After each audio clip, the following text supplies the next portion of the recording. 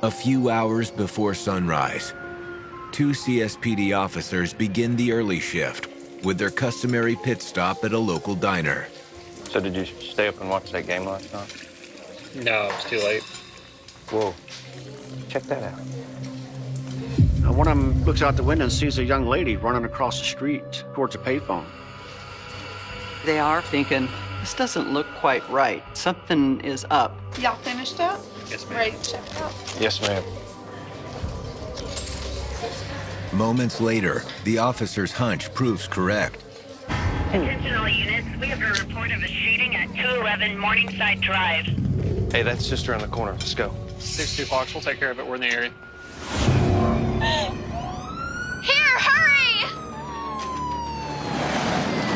They get there quickly, and lo and behold, they see the same woman who they just saw run past them. Hurry! There's a shooter in the house, ma'am. No, this is my boyfriend. He's in the back bedroom. Stay here.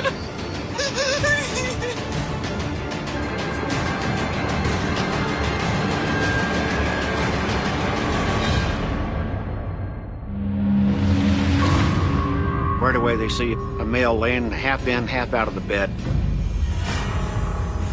And there was a very large gaping wound in his neck.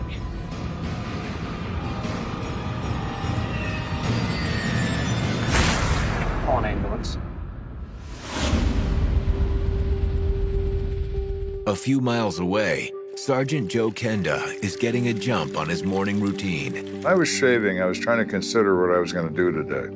I would try to organize my day before my people came to work so that I had some drift of what direction we were going to take.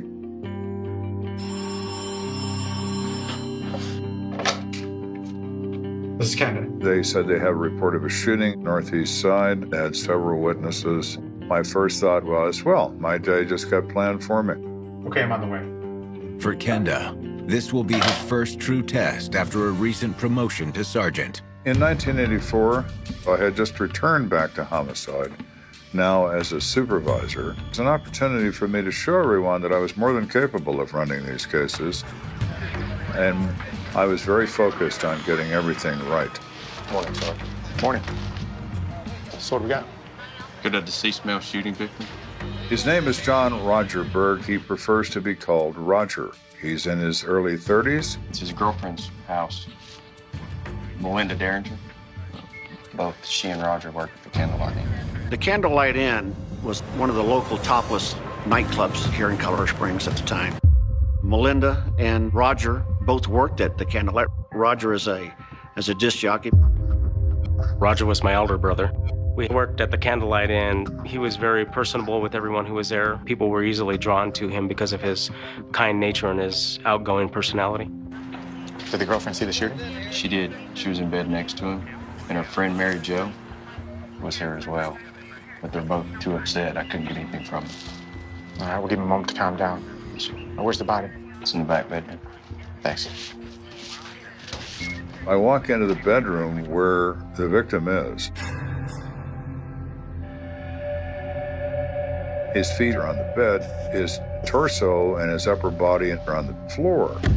The way it appears is he was either in the act of getting up or had been pulled up out of the bed before he was actually shot.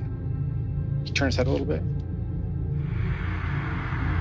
The entrance wound is midline in the upper neck at the base of the skull. The exit is lower right neck, which would indicate downward angle. It's a big wound. It's like a 357. Looks that way. Big bullets go in like a dime and come out like a cash register. Did you find any shell casings? No, nothing yet.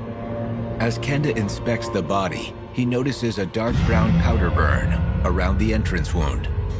Would determine that this was a close shot. This was a contact wound. The muzzle of that weapon was right up against the back of the victim's neck when that gun was fired. Oh, whoever shot him wanted to make sure they didn't miss.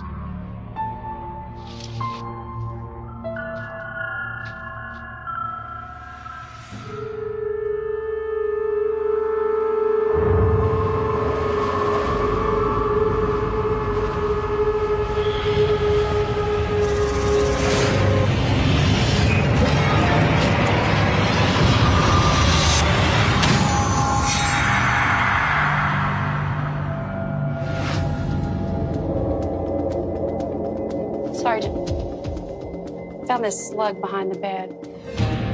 When I see the slug, it looks like a .357 Magnum. It's not some cheap, small, semi-automatic pistol commonly carried by burglars. This is somebody that understands guns and has moved up the ladder to a large caliber.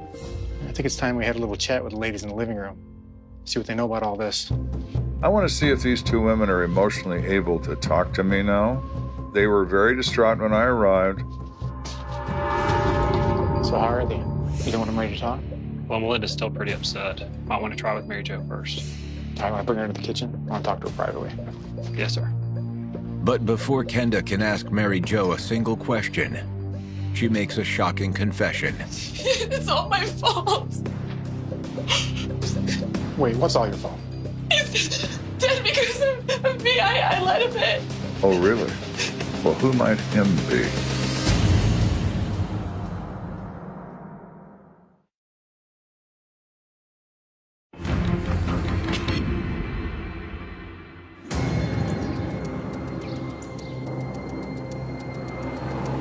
We're investigating the death of Roger Berg, who's been shot in his girlfriend's bedroom in a quite vicious way.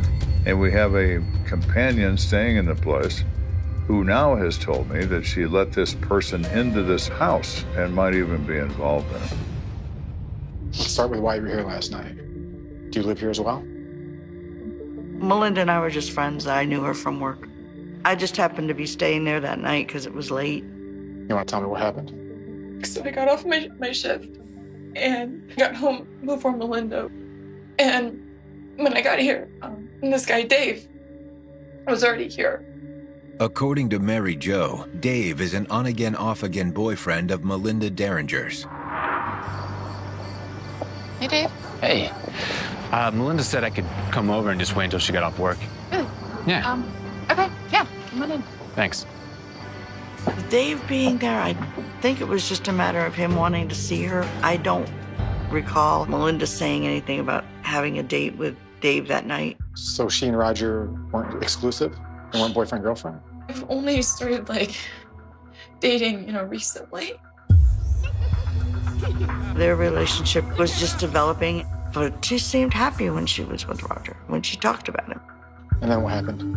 I let Dave in and we were just kind of hanging out until Melinda got back. So, you still talk to Bobby? Oh, no. Bobby got fired 2 weeks ago.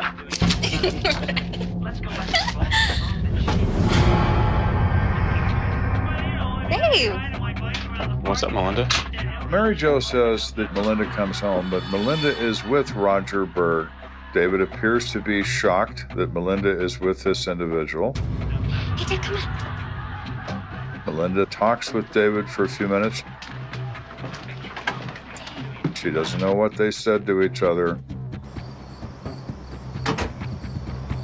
And David leaves. See you in the morning. Night. Good night. Melinda and Roger went off to bed, and according to Mary Jo, everything seemed fine. I was in the living room. They went into Melinda's room. It didn't seem like I had been asleep that long. When I hear a knock at the door, I looked out, saw that it was Dave. Didn't think anything of it. Forget something? Where's Melinda? She's back sleeping and probably doesn't want Come on. to see you. Or... I went to close the door. Someone else came in with him that I didn't see when I first looked through. I heard voices. They were muffled through the wall, but I couldn't hear what was being said or who was saying what. Next thing I know, I heard pop. When I first heard that shot, I didn't know what had happened. They shot Roger! They shot Roger!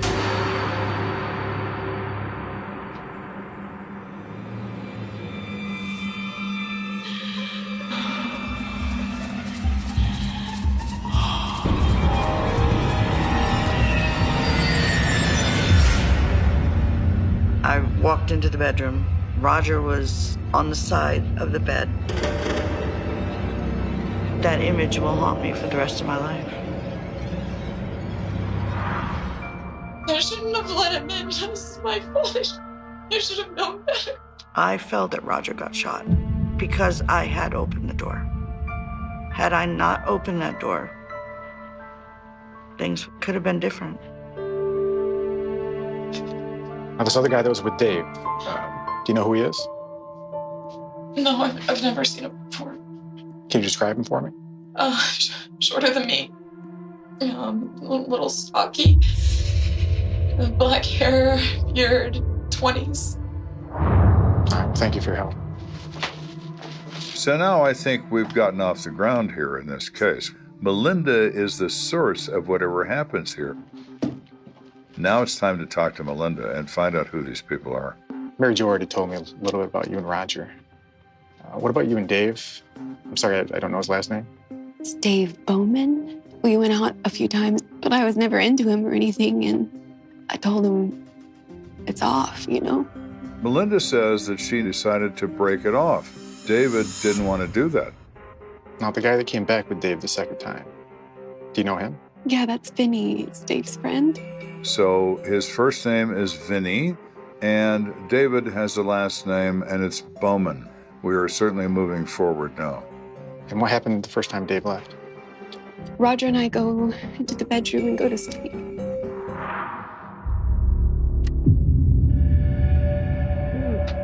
Get up. The hell, man? She said that Vinny has a gun in his hand and that David Bowman says to Roger, you have 30 seconds to get out of that bed. Roger has a gun on the bedstand, although it isn't loaded. The magazine for it is there, but it's not in the weapon. As he begins to reach for that gun, Vinny advances toward Roger, puts him in a headlock, in her words, and fires his gun into his neck. Got it. They then turn and run out of the room. So now my focus is on where are they? Where is David and Vinny? You know what kind of car Dave has, or what either of them drive? Dave drives a red truck. She said David Bowman drives his work truck. It's a red truck, and it has the name of the company on the door, but I don't remember what it is. They're probably together. I mean, they're roommates, I think. Do you know where? Yeah, you want the address? Please. This case is moving right along. We might be able to arrest them rather quickly and resolve this quickly. We immediately dispatch cars to that address to surveil it to see if they have gone home or if they are going to return there. David is in his late 20s. So he has this appearance of a tall, thin guy with long hair and a beard.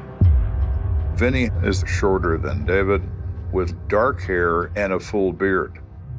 With the surveillance team in place, Kenda shifts his focus to a difficult task, informing Roger Berg's brother of his murder. Sergeant Kenda gave me the details as to what happened. Of course, my breath was taken away. I was hurt, left with a very empty feeling.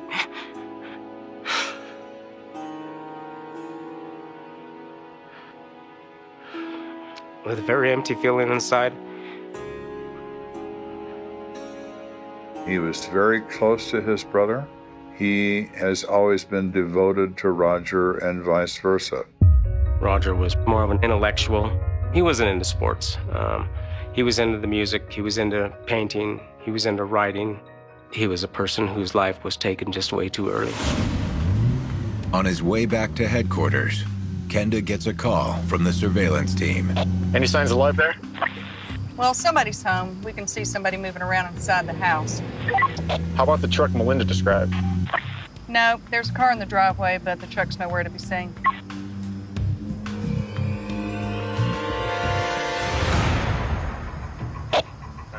Hold on. Somebody's getting into the car.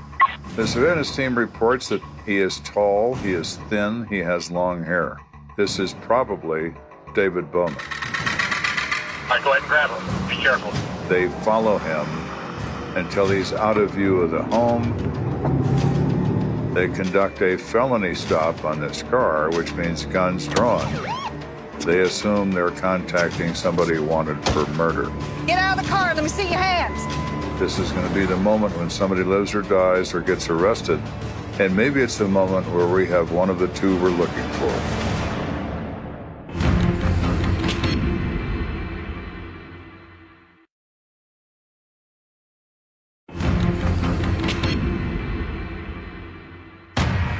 Police say two men knocked on the door of apartment 15 at 4380 Morning Sun. They were let in, a fight broke out, and one of the suspects shot a 32-year-old man in the neck. So we have come quickly forward from a man shot to death in a bedroom to knowing the first and last name of the two people responsible for this crime. We know where they live, and we have just stopped a vehicle leaving that house containing someone who matches the physical description of David Bowman, suspect number 1. Sir, get out of the car. Let me see your hands. Step out of the car.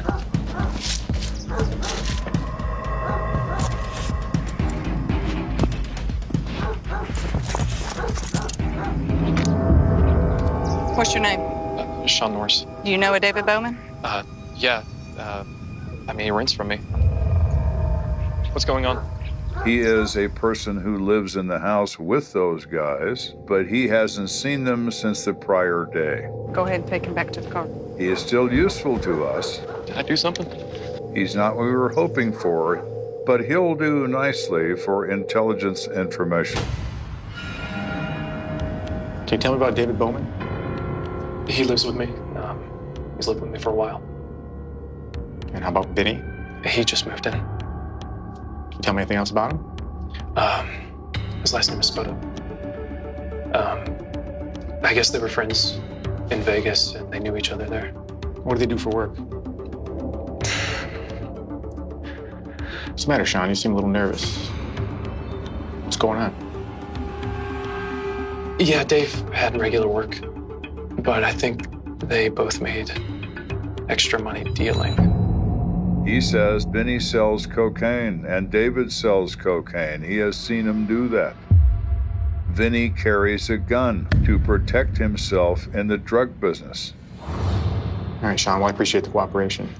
If you hear from them, let us know. They're extremely dangerous. Okay, I will.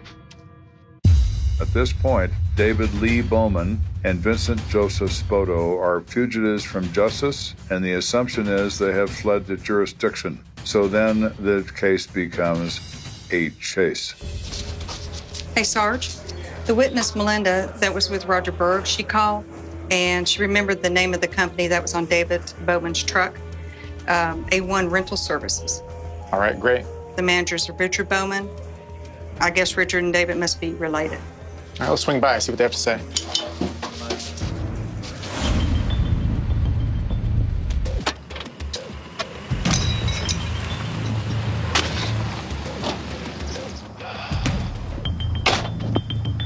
Richard Bowman? Yes, sir. I'm Lieutenant Kenda from the Colorado Springs Police Department. You related to David? Yeah, he's my brother.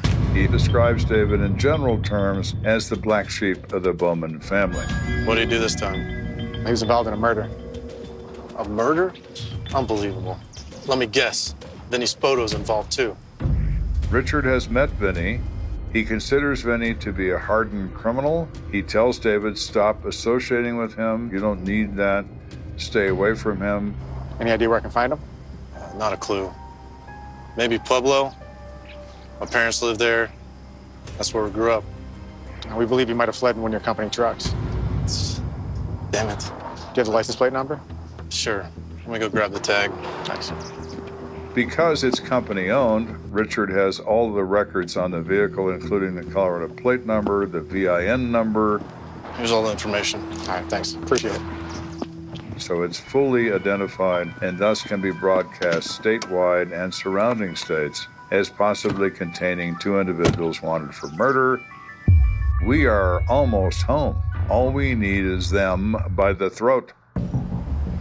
Back at headquarters, Kenda gathers his team to form a plan of attack. All right, here's what we're gonna do. Les, I need you to reach out to Pueblo County, give them all the truck information, make sure they get the pictures. Ellen, stay in touch with Las Vegas. These guys already have a leg up on us, so we need to catch up now. When people run, they run to predictable places. They run to where they can get help, where they can get money, where they can get hidden, where they can feel comfortable. By the following morning, Kenda's decision to reach out to authorities in David Bowman's hometown of Pueblo has paid off. 411 dispatch, I think we got that red truck over here at Executive Inn.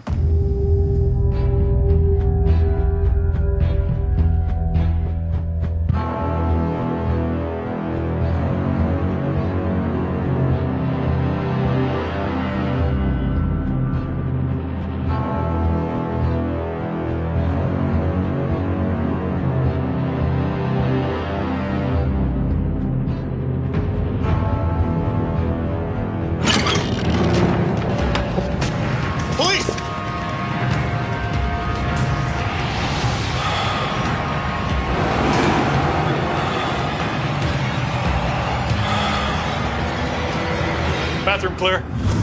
Clear in the back. So Pueblo PD forced entry into the room, expecting to find these people in bed or in the room, and no one's in the room. It's empty. I'll take a look through some of this stuff if you want to check the bathroom.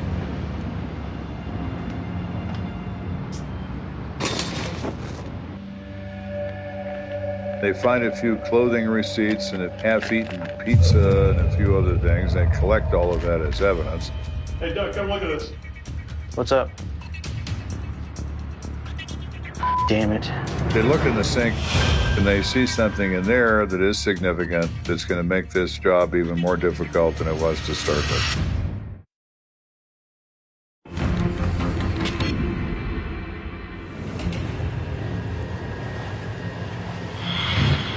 We're on the search for David Bowman and Vincent Spoto for the murder of Roger Berg. We are involving every agency we can think of because now we truly don't know where they are. So they're in the system everywhere as wanted for murder. Not 50 miles south of Colorado Springs, Pueblo police have spotted David Bowman's truck in a motel parking lot. They go into the bathroom and look around. There's no people in the bathroom, of course. These people are not in this room, anywhere in this room. Hey, Doug, come look at this. What's up? You're not gonna believe this. Look at this thing. Damn it. They see hair, most likely facial hair because it's coarse. Now, both these individuals wear beards. Well, obviously, they've shaved them off. We better call Colorado Springs, tell them they've changed their appearance. They're smart enough to alter their appearance. We also have the problem of them abandoning our best lead to them, which is the truck. This is going to make this a lot more challenging. For Kenda, this development adds to the already mounting pressure he's feeling as a newly minted sergeant. Should we make composites? No, sure. What do you think, Sergeant?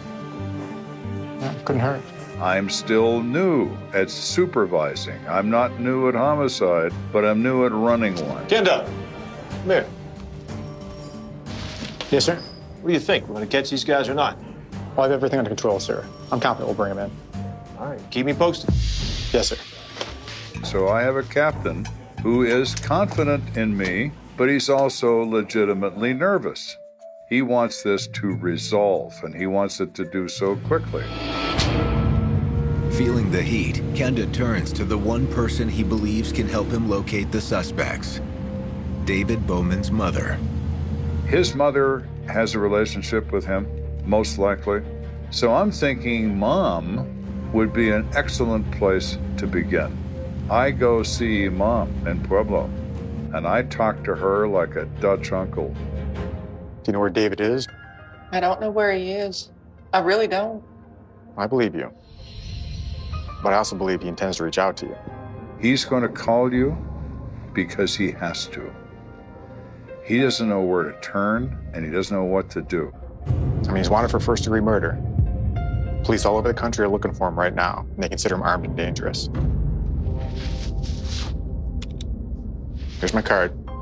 You can call me collect. I said, you're going to hear from him. Would you tell him what I said? And would you advise him as a mother would do? And that'll be enough for me.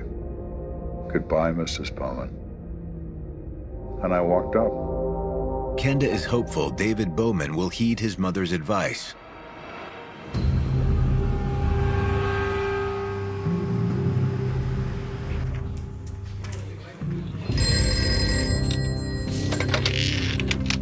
Detectives, operator for Kenda. I have a long-distance collect call from a David Bowman. This is Kenda. Yes, put him through. Oh, honey, I will accept the charges, absolutely. Put him on the phone. Sergeant Kenda? Yes, David? My mom said you wanted to talk to me. He's calling me. Mom worked. Mom worked. Being on the run, especially on that kind of run, you just feel like a hunted animal, you know? Where they had us being armed and extremely dangerous, we were just scared and trying to figure out what to do. So here's David. He gets on the phone. He's very emotional. We didn't do anything, Sergeant Kenda. It was self-defense. He was going to shoot us. I have his gun as proof. Who was going to shoot you? Roger. The guy in bed with Melinda. I wanted to contact the Colorado Springs police, like Joe Kenda, and one of the first things I wanted to do was let them know that Melinda was not telling the truth. It was all over the news. Melinda's account of what happened. Berg was with a 19-year-old Melinda Derringer who lived in the apartment. The men drove away in a red Ford pickup licensed to A1 Rentals. Police aren't sure of a motive, but jealousy is a possibility since one of the suspects is a former boyfriend of Miss Derringer. And I was shocked how it was being told on television that wasn't what happened. Dave, you need to turn yourself in. Where are you? I'm in Vegas. But as the conversation continues to unfold, Kenda begins to question if David is truly calling from Sin City. I hear a noise in the background that I recognize. It's a subway train. They don't have a subway in Las Vegas, Nevada. He's in New York, and he's on a payphone. Finally, he admits where he is. After we got to New York, the pressure became a lot less. I mean, we actually felt like we could breathe and think and relax and then talk to the police and give them our side of the story. I want to help you. Listen, Sergeant, I gotta go. I'll call you tomorrow. Wait, David. David. So what are we going to do now? We're going to wait, talk to him, convince him to come in. That's what we're going to do.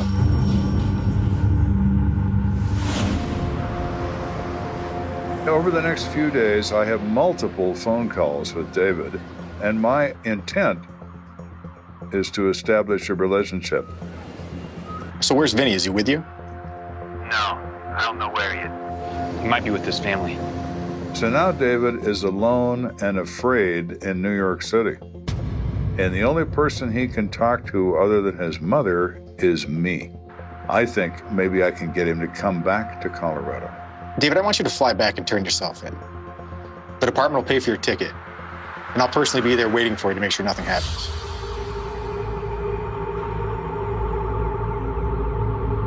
Okay.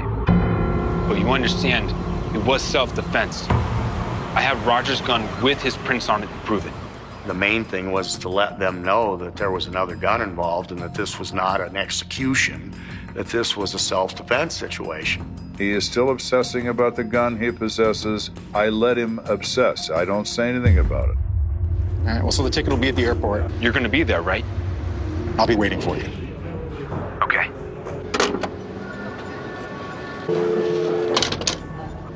He's coming home. Kenda is confident his plan will work, but his boss has doubts. Okay. Right. Right. Yes, sir. You want to see me, sir?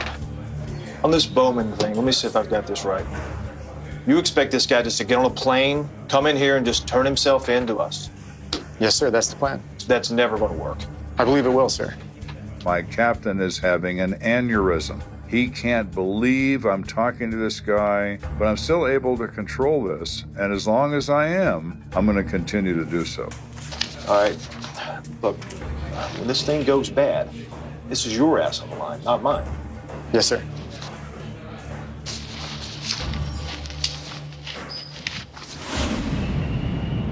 The following evening, my captain accompanies me to the Denver airport because he remains convinced this plan is insane and it's not going to work. The aircraft arrives.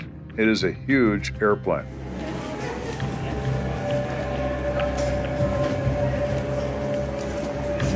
There are 300 people on this flight. We are watching everyone get off, and David Bowman is not among them. So where the hell is he, Kenda? My captain is looking at me in a certain way. He doesn't have to say it, that I'm about to no longer be a supervisor in homicide.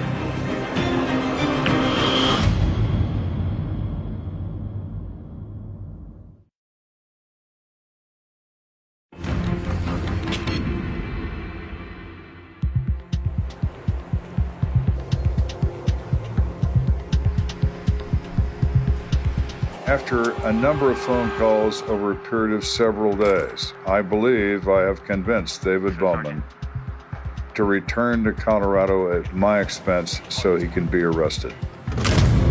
No one believes this is going to happen except me, but I believe that it is. My captain is with me. His purpose in coming along is to gloat and take action when the plan fails, because in his opinion, the plan is doomed.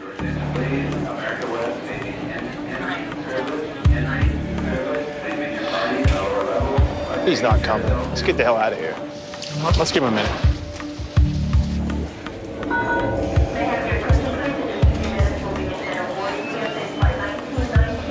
We're standing there when I see a guy standing by himself, and he's carrying this plastic bag that says, "I love New York."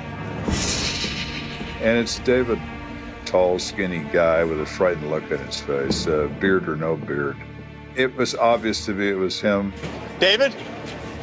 You Sergeant Kenda? Come here. I waited till everybody got off the plane so everybody'd be gone just to avoid any, drama. Really, David Bowman? My captain is absolutely shocked that this plan has worked perfectly. That's right. We walked off to the security office. They Mirandized me and asked me if I wanted to make a statement or if I wanted to wait until I saw my attorney. And I said, no, I'll make a statement. And I made a 32-page statement. Let's start from the beginning. How did you end up at Melinda's house the night of the murder? She invited me, simple as that. Saw her at the club. She said to just go over to her place and wait for her till she got off. And what happened? So I'm over there waiting for her. Then she shows up with Roger. She just apologizes and makes some excuse, but ultimately I just left. I got in the truck and I drove back to the house.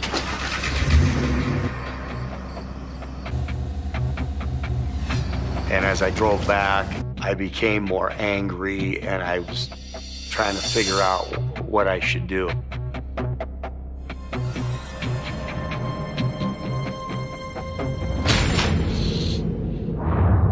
When I got to the house, Vinny was there. What are you doing back? I thought you were in Melinda's. I proceeded to tell him what had taken place. I plan on going back over there and just making her choose, man. Me or him. Yeah, you should go back. Look, I'll go with you. Yeah. All right, let's do it. Whoa, what's that, man? It's a gun? And I said, no, dude, I don't want you to do it. But we kind of went back and forth, and finally I agreed, okay, you come with and you bring the gun. I'm not gonna use it. You promise? Yeah. Just for backup. Let's go. And what happened? Well, me and him head back to Melinda. Get up. Vinny and I go into the bedroom and I turn on the light. I looked at him and I said, hey, I says, you and I have something to discuss. And he kind of, looked at me and he says, you pick a better time. And lays his head back down. And I kind of laughed. How about you put your pants on, get out of bed? Why don't you get the out of here? Why shut the up? Whoa! And that's when he started to reach back to the headboard of the bed.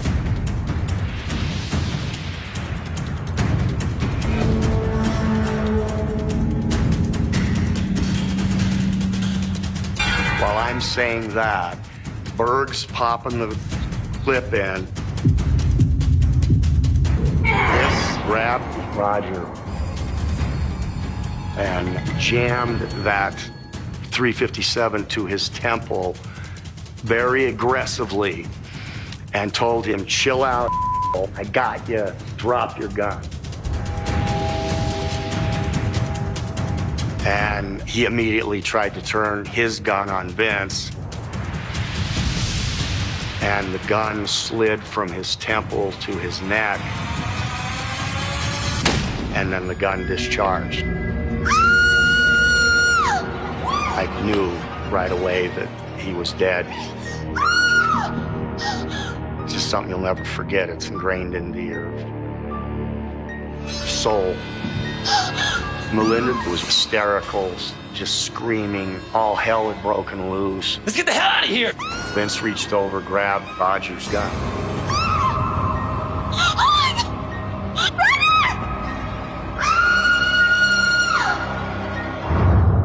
So Vinny's gun, where is it? Does he have it? No, we ditched it when we were driving. I gotta tell you, Dave, not everything you're saying makes sense. But I told him, Melinda says there was no arrangement for you to be there. He says she's lying about that. I further say to him, so you and Vinny, who are armed, show up in this apartment uninvited, throw on a bedroom light, and confront these people in bed, but yet you're acting in your own defense. Is that what you're telling me? He was gonna shoot us. You have his gun as proof. Roger's gun is meaningless. The gun is in response of Roger engaging in self-defense, not Vinny and not David Bowman. I think I've heard enough, David. What do you think, Captain? Sergeant, I think you've got your man. We finally finished with this because there's no point in continuing, and I announced to him that he's under arrest for first-degree murder. And he winds up going to the El Paso County Jail. Once I came back and they got my side of the story, I didn't think they were going to formally charge us. Back at the station, Kenda receives an enthusiastic reception from his team. Way to go, Sarge. When I got back there and I had David Bowman by the arm, they broke into a round of applause. So they were quite amazed that this actually worked. That moment produced the remainder of my career as a supervisor in homicide. All of a sudden, I wasn't the new supervisor, I was the boss. In the following days, the final and most important piece of the puzzle falls into place. Vincent Spoto was finally arrested in New York City by the NYPD. He was extradited back to Colorado. He was tried and convicted of second-degree murder and received 17 years in prison. As for David Bowman, he pleads guilty to the lesser charge of accessory to murder and receives an 8-year sentence. I want to state for the record, as I've always said, I had absolutely no intention of killing anyone. I don't want to see anybody lose their life for something like that. I think that David Bowman's jealousy overtook his sense of the right and the wrong of what he was really doing. They took something away that will never come back. You never deal with death easily. It's hard to think of a future without somebody in your life. And pretty much the innocence was taken away. There is a stone in the pond effect with murder. The ripples never end. Roger Berg had a future. He's loved and missed by everyone. All these people get affected. Over what? Over a slight? Over an insult? Over a relationship that never really became a relationship? Over... The first thing they found wasn't the body. It was the shoe, one white sneaker, half buried in wet sand, laces knotted like someone had tied it in a hurry and never looked back. It lay at the edge of the path where the palmettos thicken and the air starts to taste like still water. A kid spotted it while cutting across the park at dawn, a shortcut he'd taken 100 times, and for a second he thought it was trash, another relic left behind by the weekend crowds. Then he saw the smear on the heel, dark and rusty, and he froze. In Florida, in summer, the ground swallows secrets fast. Heat bakes them down. Rain presses them deeper. And in 1999, before everyone carried a camera in their pocket and every face could be traced in seconds, a single sneaker could be the opening line of a nightmare that would echo for decades. The park was the kind of place people trusted without thinking. A wide municipal preserve on the outskirts of a sleepy coastal town, all pine and sawgrass and shadowed trails that curved toward a shallow lake. Joggers came at sunrise. Families came at noon. Teenagers came after dark because teenagers always do, drawn by the thrill of being somewhere they weren't supposed to be, the thrill of darkness and distance and the feeling that the world ends at the tree line. The locals called it Cypress Bend, like it was gentle, like it was tame. But the rangers knew better. The rangers always know. They'd found dumped tires back there, abandoned coolers, the occasional stolen car stripped down to its ribs. They'd heard gunshots on nights when no one admitted being there. They'd chased off men who said they were just fishing, while their eyes kept scanning the woods like they were waiting for someone to arrive. On the night that mattered, July 17, 1999, the air was thick enough to chew. A storm had rolled through earlier, leaving the leaves slick and bright, and the lake smelled like algae and lightning. People remembered the weather because people always remember the weather when something awful happens.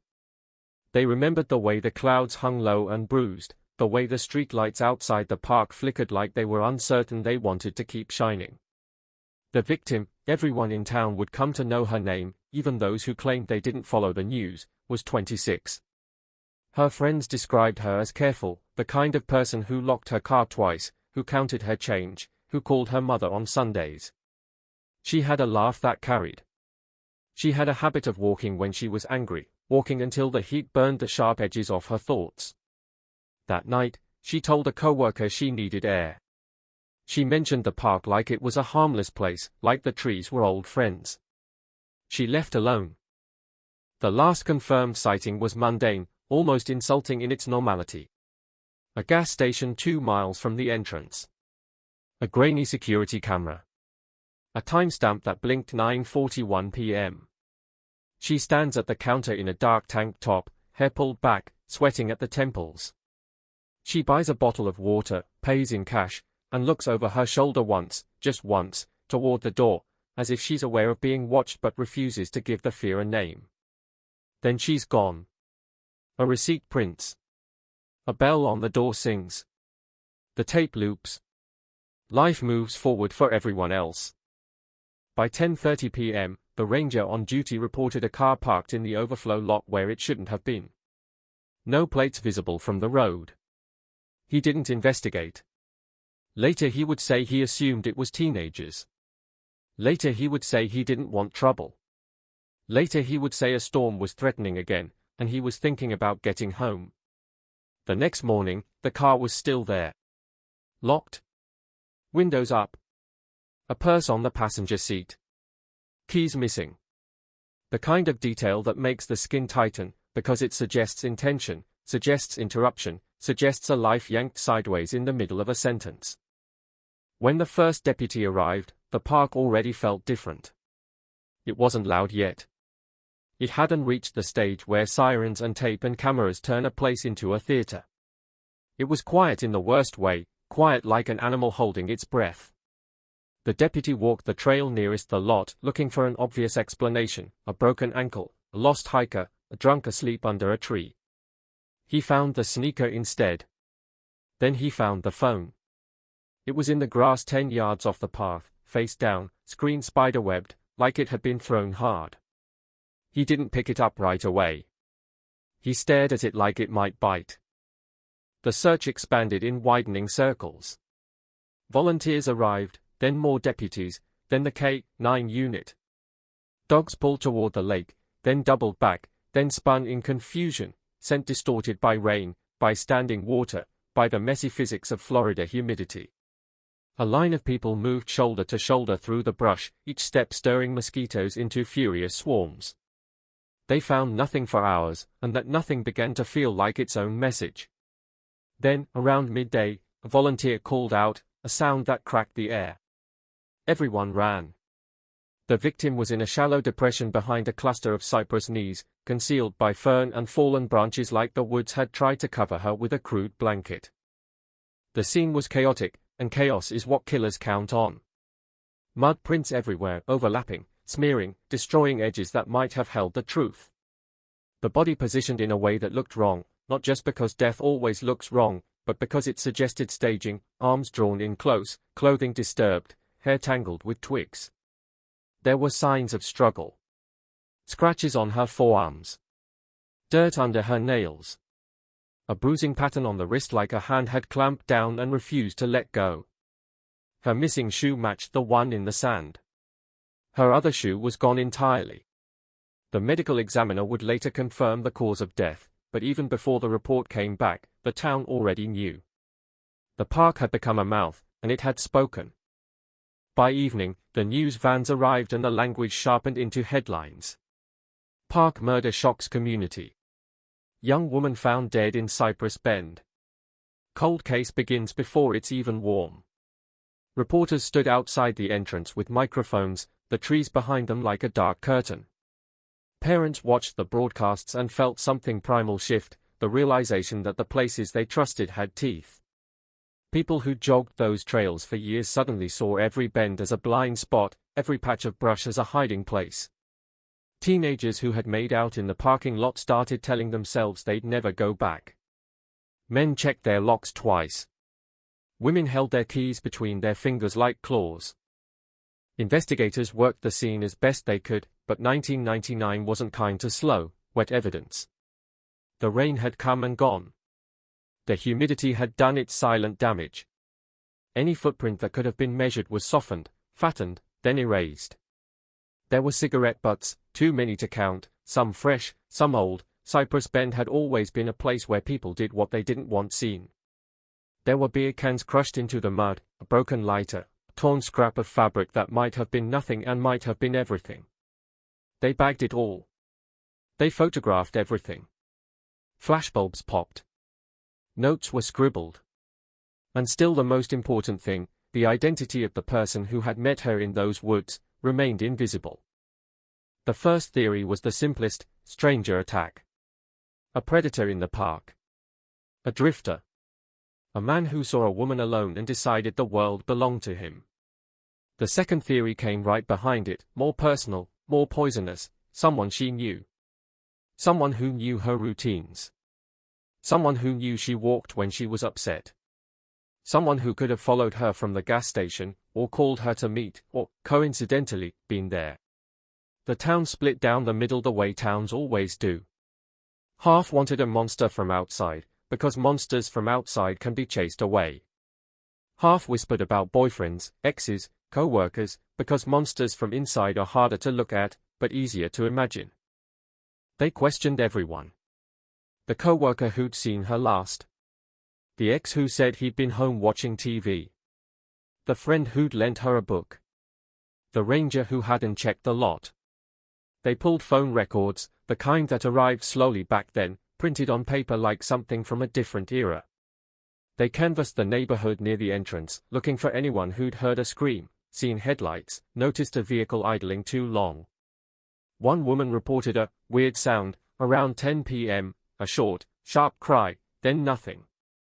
Another man reported seeing a dark pickup leaving the lot at speed, tires spitting gravel, but he couldn't give a make, couldn't give a plate, couldn't even swear it was that night. Memory is slippery, and trauma makes it worse.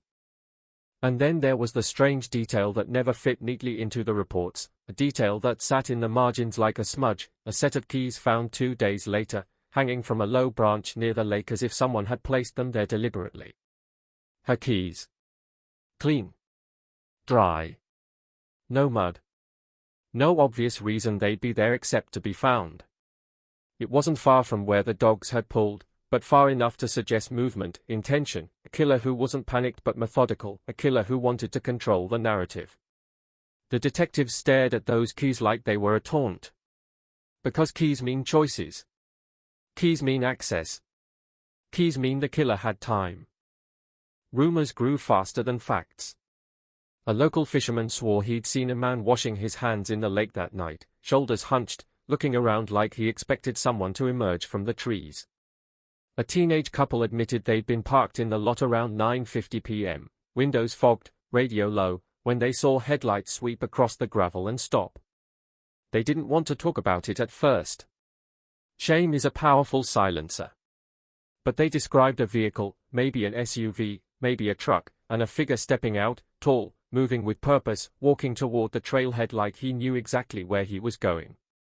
They didn't see a woman. They didn't hear anything. They left before 10:15 p.m., because the mosquitoes were bad and a storm threatened again. They drove away and never thought about it until the news broke and their stomachs turned to ice. The forensic results arrived in waves. Some were solid. Some were maddening. Fibers from her clothing that didn't match anything in her car. A partial DNA profile, weak, degraded, like a voice coming through static. The kind of profile that in 1999 couldn't be worked miracles with, but the lab saved it anyway, sealed it like a promise. There was evidence of contact, the suggestion of restraint, but not enough to draw a clean line to a single suspect. The case file started to swell. Photos. Statements. Maps. Timeline drafts. A detective pinned a large aerial image of the park on the wall and began stabbing it with colored tacks, each one representing a clue, a sighting, a fragment. The board looked like a constellation of uncertainty. Weeks passed. Then months. The town tried to return to normal because towns always do. They have bills to pay, children to feed, routines that keep them from staring into the dark too long. But the park stayed closed, and that closure became its own monument. Flowers and candles appeared at the entrance. A handwritten sign, "We will not forget." The local paper ran editorials demanding answers. Who killed her? Why no arrest? The sheriff held press conferences with a tight jaw and careful words. We're pursuing all leads. We urge anyone with information to come forward. The same lines repeated until they began to sound like a prayer that no longer believed in itself. Then the tips slowed. The calls became less frequent. The detectives moved on to other cases that came with fresh bodies and fresh urgency. Cypress Bend's murder slipped into a limbo that no one admitted was settling in. The victim's family refused to let it die, but grief is exhausting and time is ruthless. They held vigils. They handed out flyers.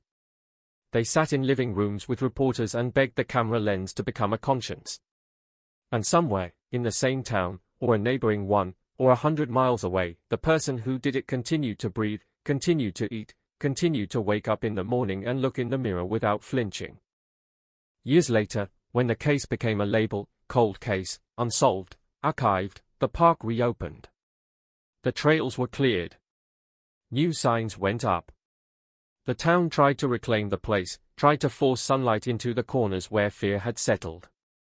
Children rode bikes again. Dog walkers returned. But some people never went back, not once. Because they said they could still feel it. The shift in the air. The way the trees seemed to lean in. The way certain stretches of path were too quiet, as if sound itself had learned to avoid them.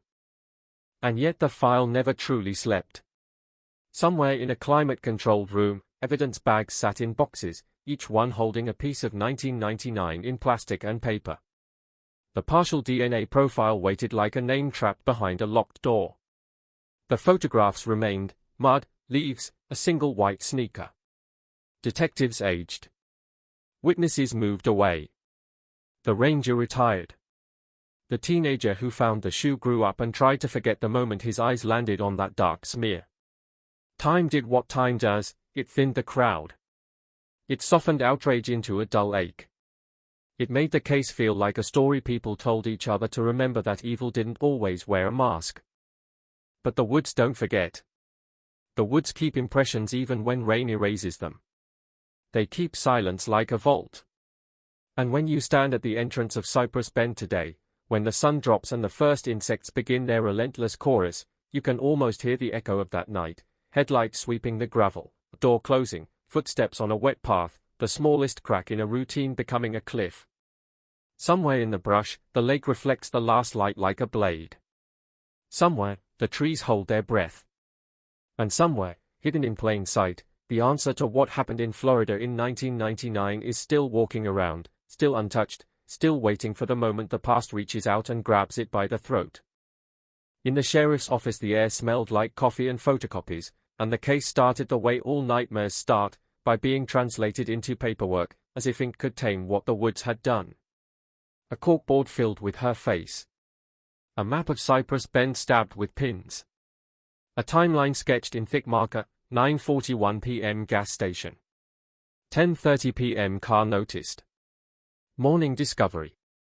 Every minute between those numbers was a black corridor, and the detectives kept walking it, hoping they'd hit a wall that wasn't made of questions.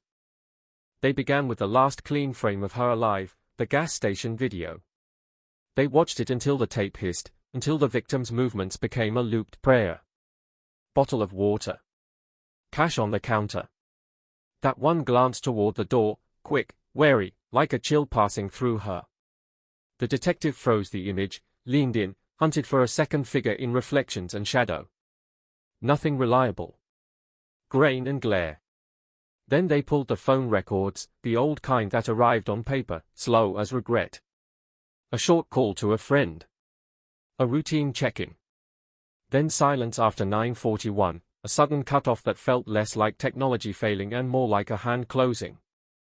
The family gave everything they could, because families always do, tearing open drawers and memories like offering organs. Her mother described routines, Sunday calls, careful locks, the habit of walking when she needed to cool down. Her father listed names, all the men who had ever hovered too close, all the people who had ever made her uncomfortable, and his voice kept cracking on the word, uncomfortable, as if it were too small for what had happened. Friends remembered small warnings, a stranger at the mailbox, a car that slowed too often on her street, a sense she'd had lately that something wasn't right. Nothing concrete. Nothing arrestable. Just the soft static of fear that so many women learn to carry quietly. Co-workers came next, and the office turned into a hive of whispers. One woman recalled a man who loitered near the front desk, asking the victim questions that had nothing to do with business, smiling like he was entitled to her time. Another remembered an argument in the parking lot days earlier, a voice raised, a door slammed hard enough to ring. Nobody could agree on who. Names shifted as stories traveled, and the detectives wrote them all down anyway, because in a case like this even bad information could be a shadow of something real. The ex-boyfriend was unavoidable, the first familiar face people wanted to pin to the monster. He arrived neat, controlled, with an attorney at his side. He said they were done. He said he hadn't seen her. He said he was home alone, television glowing, falling asleep on the couch. The detective asked for corroboration. Solitude is a convenient witness. They asked for DNA, the attorney refused, calm as a closed door. They checked what they could, neighbors, receipts, phone activity, and found nothing that screamed guilt, Nothing that cleared him clean, either. The case didn't reward certainty. It only traded it for new doubts. Back at Cypress Bend, the park fought them. Rain had softened edges. Mosquitoes erased patience. Footprints merged into a muddy language no one could translate. The killer had left chaos behind, the kind that looks accidental but works like armor. Still, the scene had details that felt too deliberate to be random. The phone tossed off the path like an afterthought. The car locked, purse visible, as if staged to be found. And the keys, clean, almost dry, hanging from a low branch near the lake as though someone had taken the time to place them there and stepped back, admiring the cruelty of it. When the first lab results came back, they landed like a promise with a crack down the middle. Fibers that didn't match her car.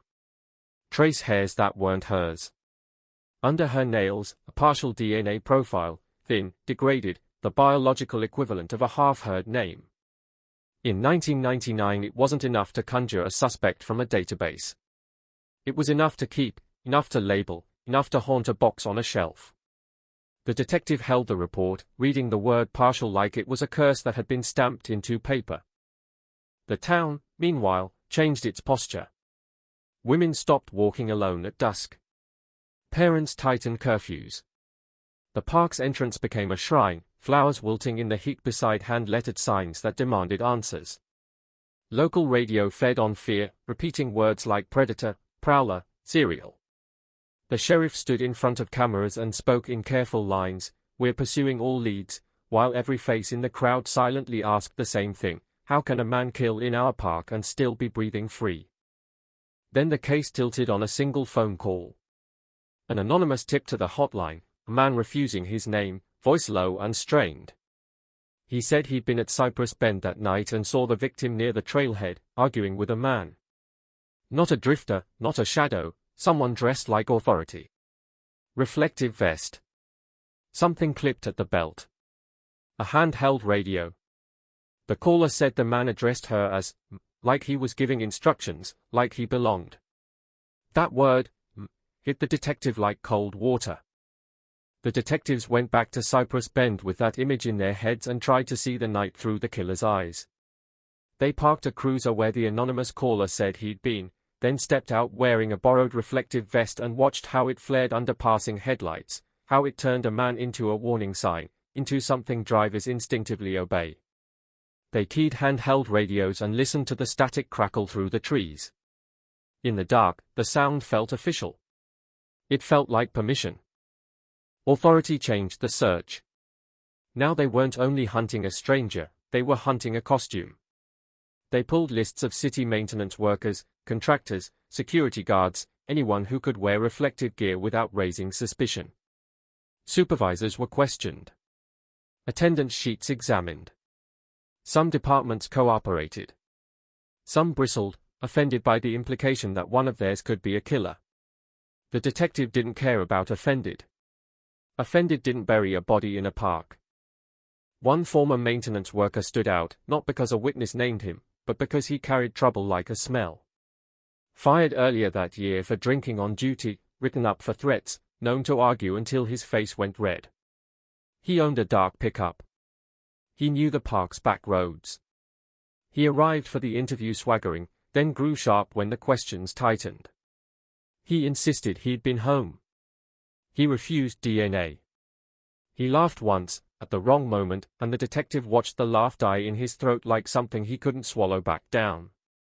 They had to let him walk, because suspicion isn't handcuffs, and the law demands more than gut feeling. That was the torture, watching people leave the building still free, still able to step into sunlight, while the victim lay in a morgue drawer with tags on her toes. The detective drove home some nights and found himself taking the long way around the park, as if the road itself had become contaminated. A pawn shop gave them a different kind of lead, property, tangible, trail a killer or his shadow might leave by accident. A clerk called about a watch, engraved with the victim's initials, brought in less than 3 weeks after the murder. The detective felt the case lurch awake. They traced the ticket to a man with a small record and a big panic response. He claimed he bought it from some guy in a parking lot for $20. Under pressure he broke, crying, swearing he wasn't a murderer, offering to take a polygraph like a drowning man offering a hand. The detective believed he didn't kill her, not because the man was honest, but because he was too sloppy to fit the careful theater of the keys and the locked car. Still, the watch had moved through someone's hands, and those hands were out there. Weeks bled into months. Tips thinned. Witnesses forgot details or convinced themselves they'd imagined them. The case file got heavier, and the town's outrage got quieter, the way loud grief eventually collapses into a steady ache. Then late summer storms flooded the park's low ground, shifting debris along the lake like a tide sorting trash. After the water receded, a deputy walking the edge found a cheap metal keychain lodged against a cypress root, badge-shaped, bent, stamped with one blunt word, security.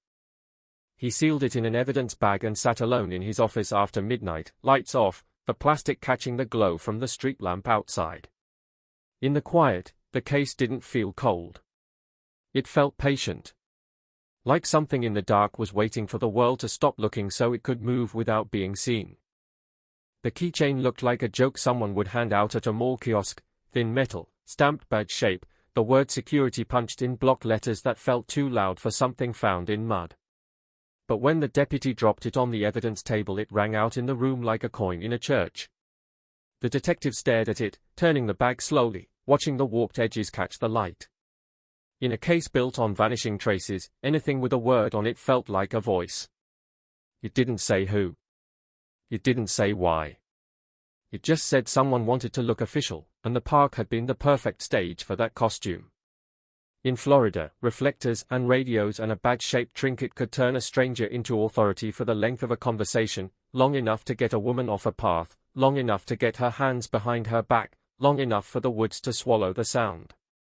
They canvassed every private security company within 50 miles, and the response was a parade of defensiveness and paperwork. Some outfits had crisp uniforms, employee lists, time cards. Others were barely more than a phone number and a man with a flashlight. 1999 was full of those. The detectives sat in cramped offices smelling of stale cologne and cheap carpet, flipping through binder pages while managers insisted their men were good guys, as if a paycheck could exorcise violence. He asked about giveaways, keychains, badges, novelty items. One manager laughed and said they used to hand them out at fairs, recruit events, anywhere they could lure teenagers who wanted a uniform without the weight of real law enforcement. The laugh made the detective's skin crawl. He imagined the killer pocketing that keychain like a prop, something to flash for a second and then hide again. Then the lab report arrived with a harder edge. The keychain carried a partial fingerprint, smudged, incomplete, but not nothing. The kind of print that could sit in a database like a missing puzzle piece, waiting for a hand to match it. They ran it through local records. No hit. They expanded the search to state records. Still nothing. The detective felt the familiar rage rise, the world full of hands, the database full of ghosts. The print didn't belong to anyone who had ever been arrested, anyone who had ever been forced into ink and paper. That meant one of two things: the person was clean, or the person had been careful. Neither made him easier to catch.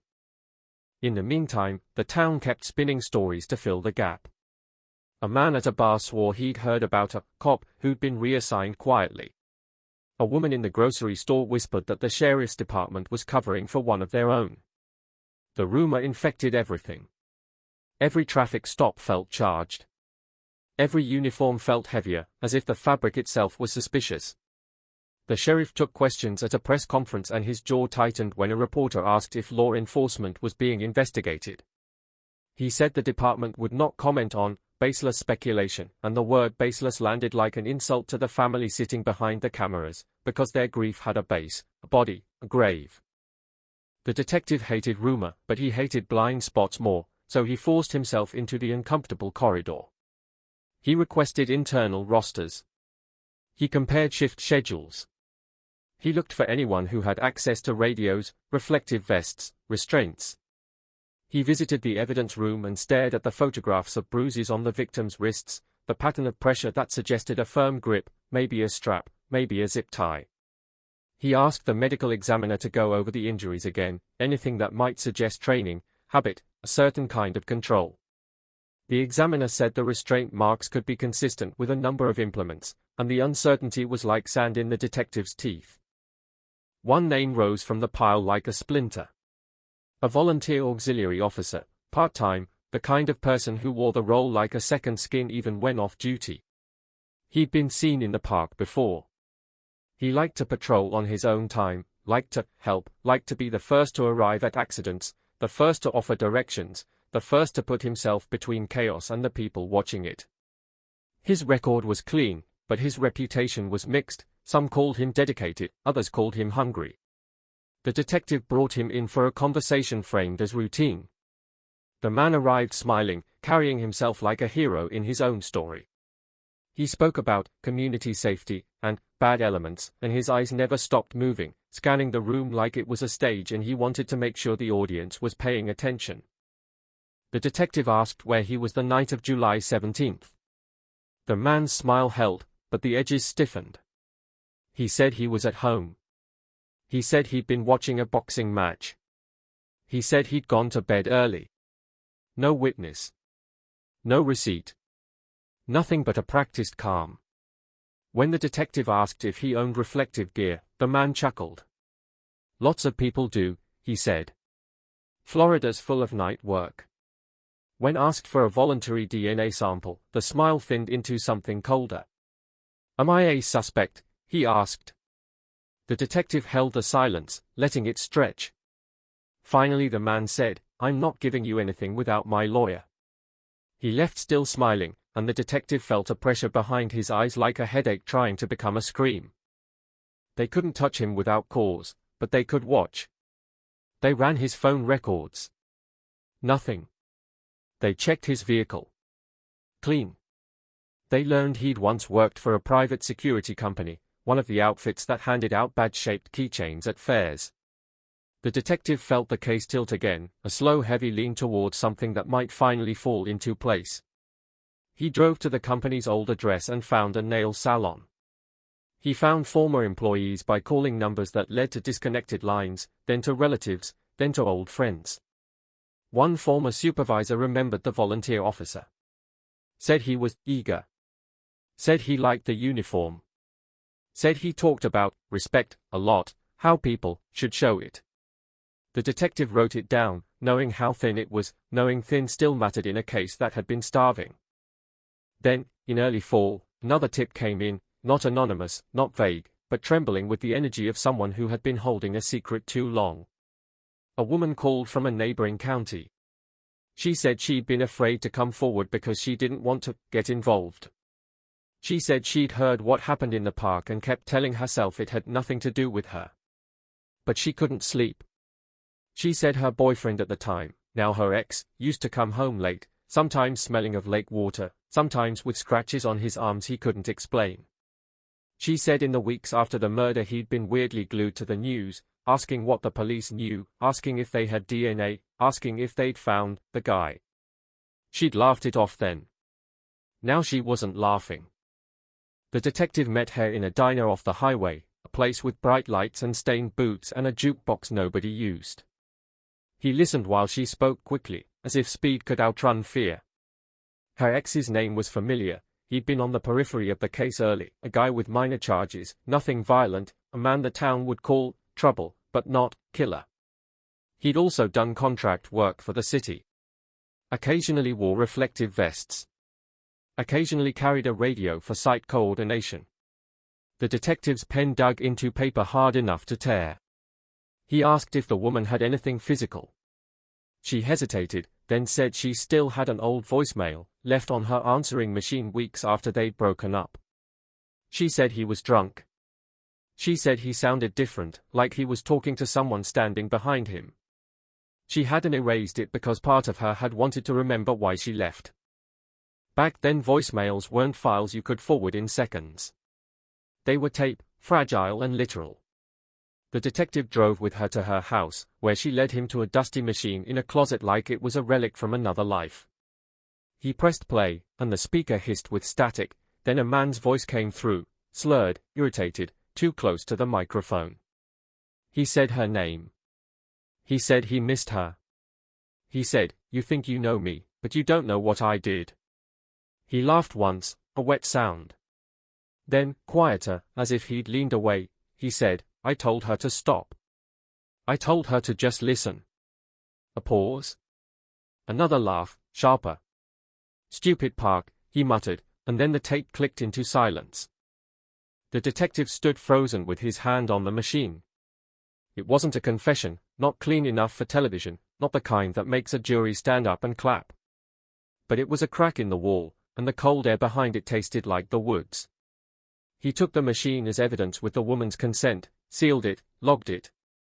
He could feel momentum trying to return to the case, like an engine catching after years of sputter.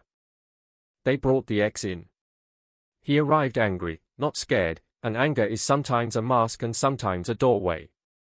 He denied everything. He said the voicemail was just drunk talk. He said the park comment was coincidence, that everyone talked about the park back then. The detective played him the tape anyway, watching his face for the micro-flinch, the involuntary betrayal. The man listened, then smirked. That could be anybody, he said, but his eyes didn't meet the detective's. They slid off to the side like they were avoiding a mirror. The detective asked for DNA. The man refused. The detective asked for an alibi for July 17th. The man gave one, said he was with a cousin, drinking, watching a game. The cousin backed him, a little too fast, a little too loud. The detective left the room and stood in the hallway, breathing through his nose, listening to the muffled hum of the building. He could feel the case pressing on him, demanding either a breakthrough or the familiar collapse into nothing. They sought warrants. The prosecutor was cautious, cautious was their job, cautious was the law. A voicemail about what I did wasn't enough. A badge-shaped keychain wasn't enough. The prosecutor wanted something that could stand up in court without folding. Something that could put a man in the park at that hour. Something that could put his hands on her wrists. Something that could connect to that partial DNA profile sitting in a box like a sleeping bullet. The detective went back to what didn't lie, the timeline. He revisited the gas station, spoke to the clerk again, asked if she remembered anyone else that night. The clerk, older now, tired, rubbed her forehead and said she remembered a man in a dark shirt standing near the drink cooler, pretending to look at labels but watching the victim. He kept looking at her like she searched for the word, swallowing. Like she owed him something. The detective asked if she could describe him. She gave height, build, nothing precise. But she mentioned one detail that snapped in the air. She said he had a cheap metal badge keychain clipped to his belt, swinging when he moved. The detective felt a cold rush that wasn't relief, not yet, but recognition. He asked if she'd be willing to look at photos. She hesitated, then nodded. He drove back to the office, pulled old mugshots, driver's license photos, any image of men who matched the loose description and appeared anywhere near the case, maintenance workers, security guards, city contractors, the volunteer auxiliary officer, the ex with the drunken voicemail. He arranged a photo lineup, careful to follow procedure, careful to not contaminate memory with suggestion. The clerk looked at the lineup with narrowed eyes, the fluorescent lights washing her face pale. She pointed to one photo, then pulled her hand back, uncertain. She pointed again, firmer this time, to the volunteer auxiliary officer. That one, she said. I can't be 100%. It was years ago. But that's the face that makes my stomach turn. The detective wrote down her level of certainty, watched her hands tremble. A partial identification. Another thin strand. But strands braided into rope if you could find enough. He drove home that night past the park entrance, slowed without meaning to. Cypress Bend sat black and quiet beyond the gate, trees heavy with shadow. He imagined the victim walking that trail, the sound of her footsteps soft on damp ground, the sudden presence of someone behind her, someone she might have trusted for a moment because he looked official, because he sounded like authority, because the world teaches you to obey uniforms. He imagined the moment she realized the uniform was a lie. He imagined the fight. The scratches. The phone thrown. The keys hung like a trophy. And in his mind the killer wasn't a faceless monster anymore. He had a shape now. A smile. A hunger for respect.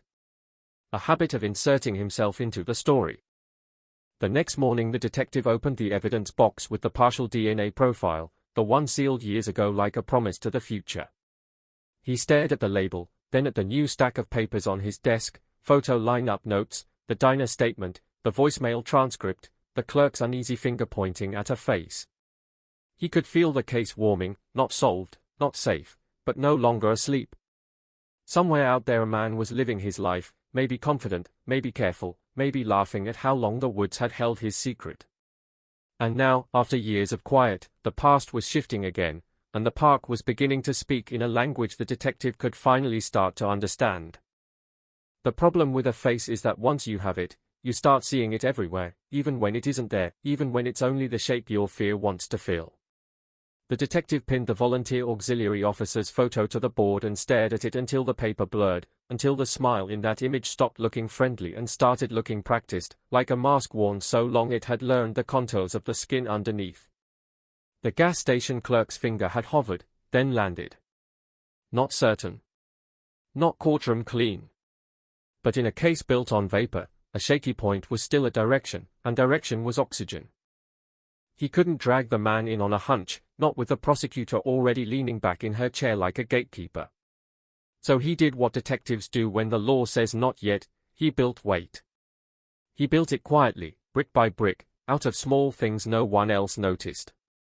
He pulled the volunteer officer's employment history, every badge, every training, every volunteer shift. He pulled his traffic stops, his incident reports, his commendations, his complaints. Not because any one piece would be the smoking gun, but because patterns are how predators reveal themselves when they think they're invisible. And a pattern began to form, subtle at first, then sharper the longer the detective looked. The man showed up a lot. He showed up when he wasn't required to. He showed up near parks, near schools, near community events, always in some version of uniform, always within arm's reach of authority. He liked to be photographed. He liked to be thanked. He liked the thin, intoxicating line between volunteer and officer, the way people didn't ask for credentials when they saw reflective tape and a confident voice. He was the kind of person who understood that most of society runs on assumption, and assumption is the easiest door to unlock. The detective tried the straight road again, because sometimes pressure makes cracks. He invited the volunteer officer back under the pretense of clearing up some details. The man arrived with the same clean smile, the same scanning eyes. The detective offered him coffee in a paper cup, watched the man accept it, watched his fingers wrap around the rim like he owned it. They spoke about the park. About safety. About the town's fear. The volunteer officer leaned forward, sympathetic, calm, saying the right things like he'd rehearsed them in the mirror. The detective let him talk. Let him play hero.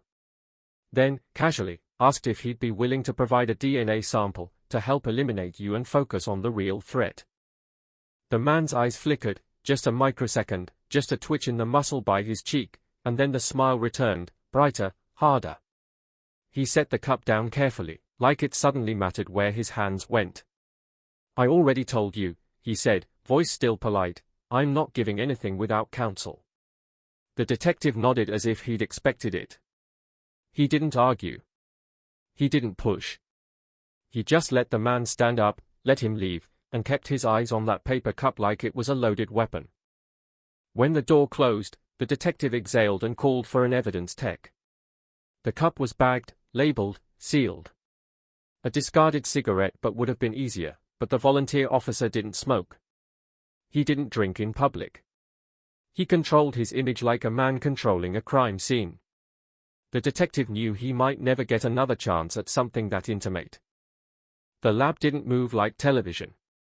It moved like reality, slow, deliberate, overloaded. Days dragged. The detective worked other angles while waiting, because waiting is where cases die.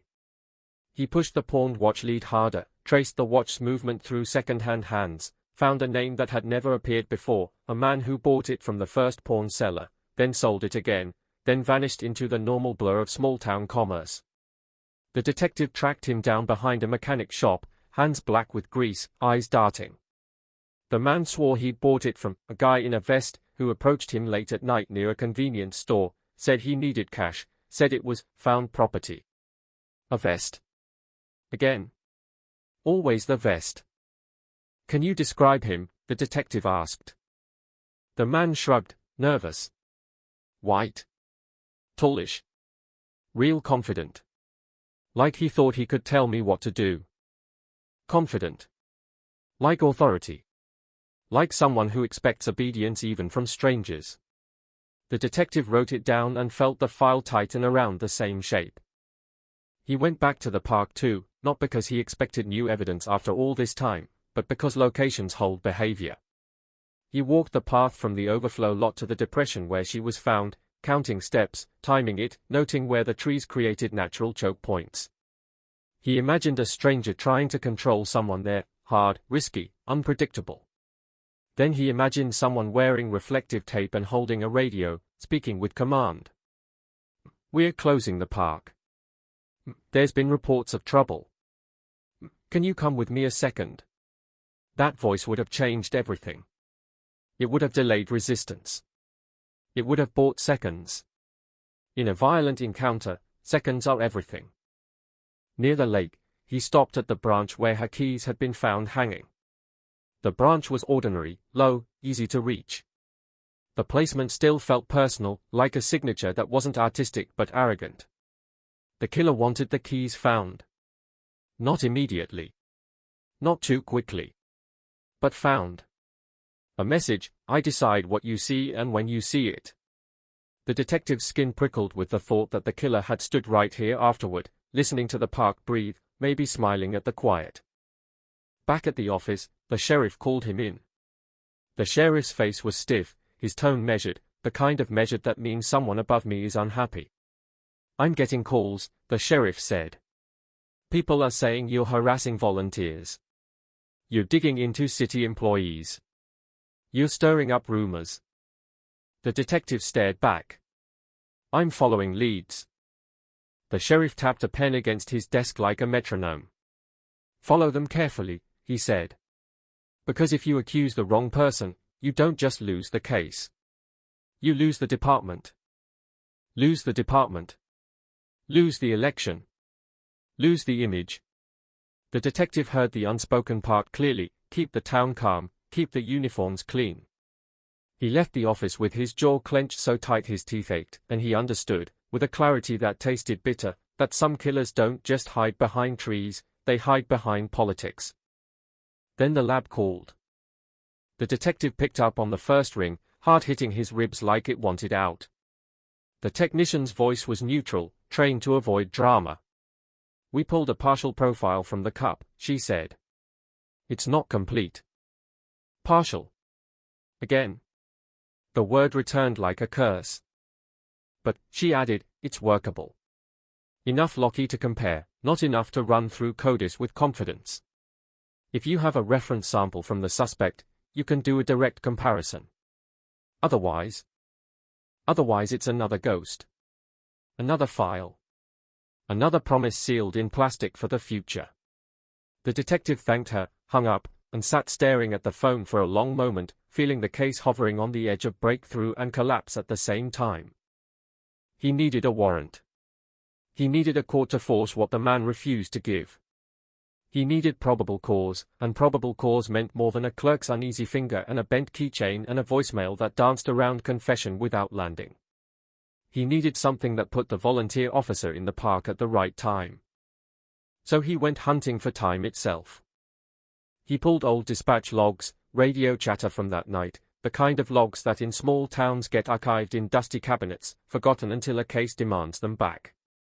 He listened to tapes, hiss and static and clipped codes, trying to pick out what didn't belong. And late in the hour, just after 10 p.m., he found a transmission that made his stomach drop. A voice, male, calm, using a call sign associated with the auxiliary program. It wasn't an emergency. It was a check-in. A routine, all clear, near a location code that mapped disturbingly close to Cypress Bend. The detective replayed it. Over and over. The voice wasn't crisp enough to identify with certainty, but it had a cadence. A rhythm. A slight drag at the end of sentences. He compared it to the volunteer officer's interview recordings. Similar. Not identical. Similar enough to make the hairs on his arms rise. He brought it to a supervisor. The supervisor listened once, then sighed like a man already tired of the trouble. "It's weak," he said. "You know it's weak." Weak was what every piece of this case was, and yet the victim was dead, and the killer was still free, and weak was all they had. The detective took the tape to the prosecutor anyway, laid it on her desk, and watched her eyes narrow as she listened. She didn't look impressed. She looked cautious. "You're asking me to go to a judge and say a volunteer officer might have used a call sign near a park on the same night," she said. "That's not probable cause. That's proximity. It's pattern," the detective said, voice low. "It's access. It's behavior. It's thin," she cut in. "And if the judge says no, and word gets out, you lose him. He'll lawyer up harder. He'll disappear. He'll destroy anything he's got left that connects him." The detective left her office with his hands shaking, not from fear but from restrained fury. The system demanded a level of certainty that predators are experts at avoiding. The killer didn't need to win in court, he only needed to stay just beyond the line where law becomes force.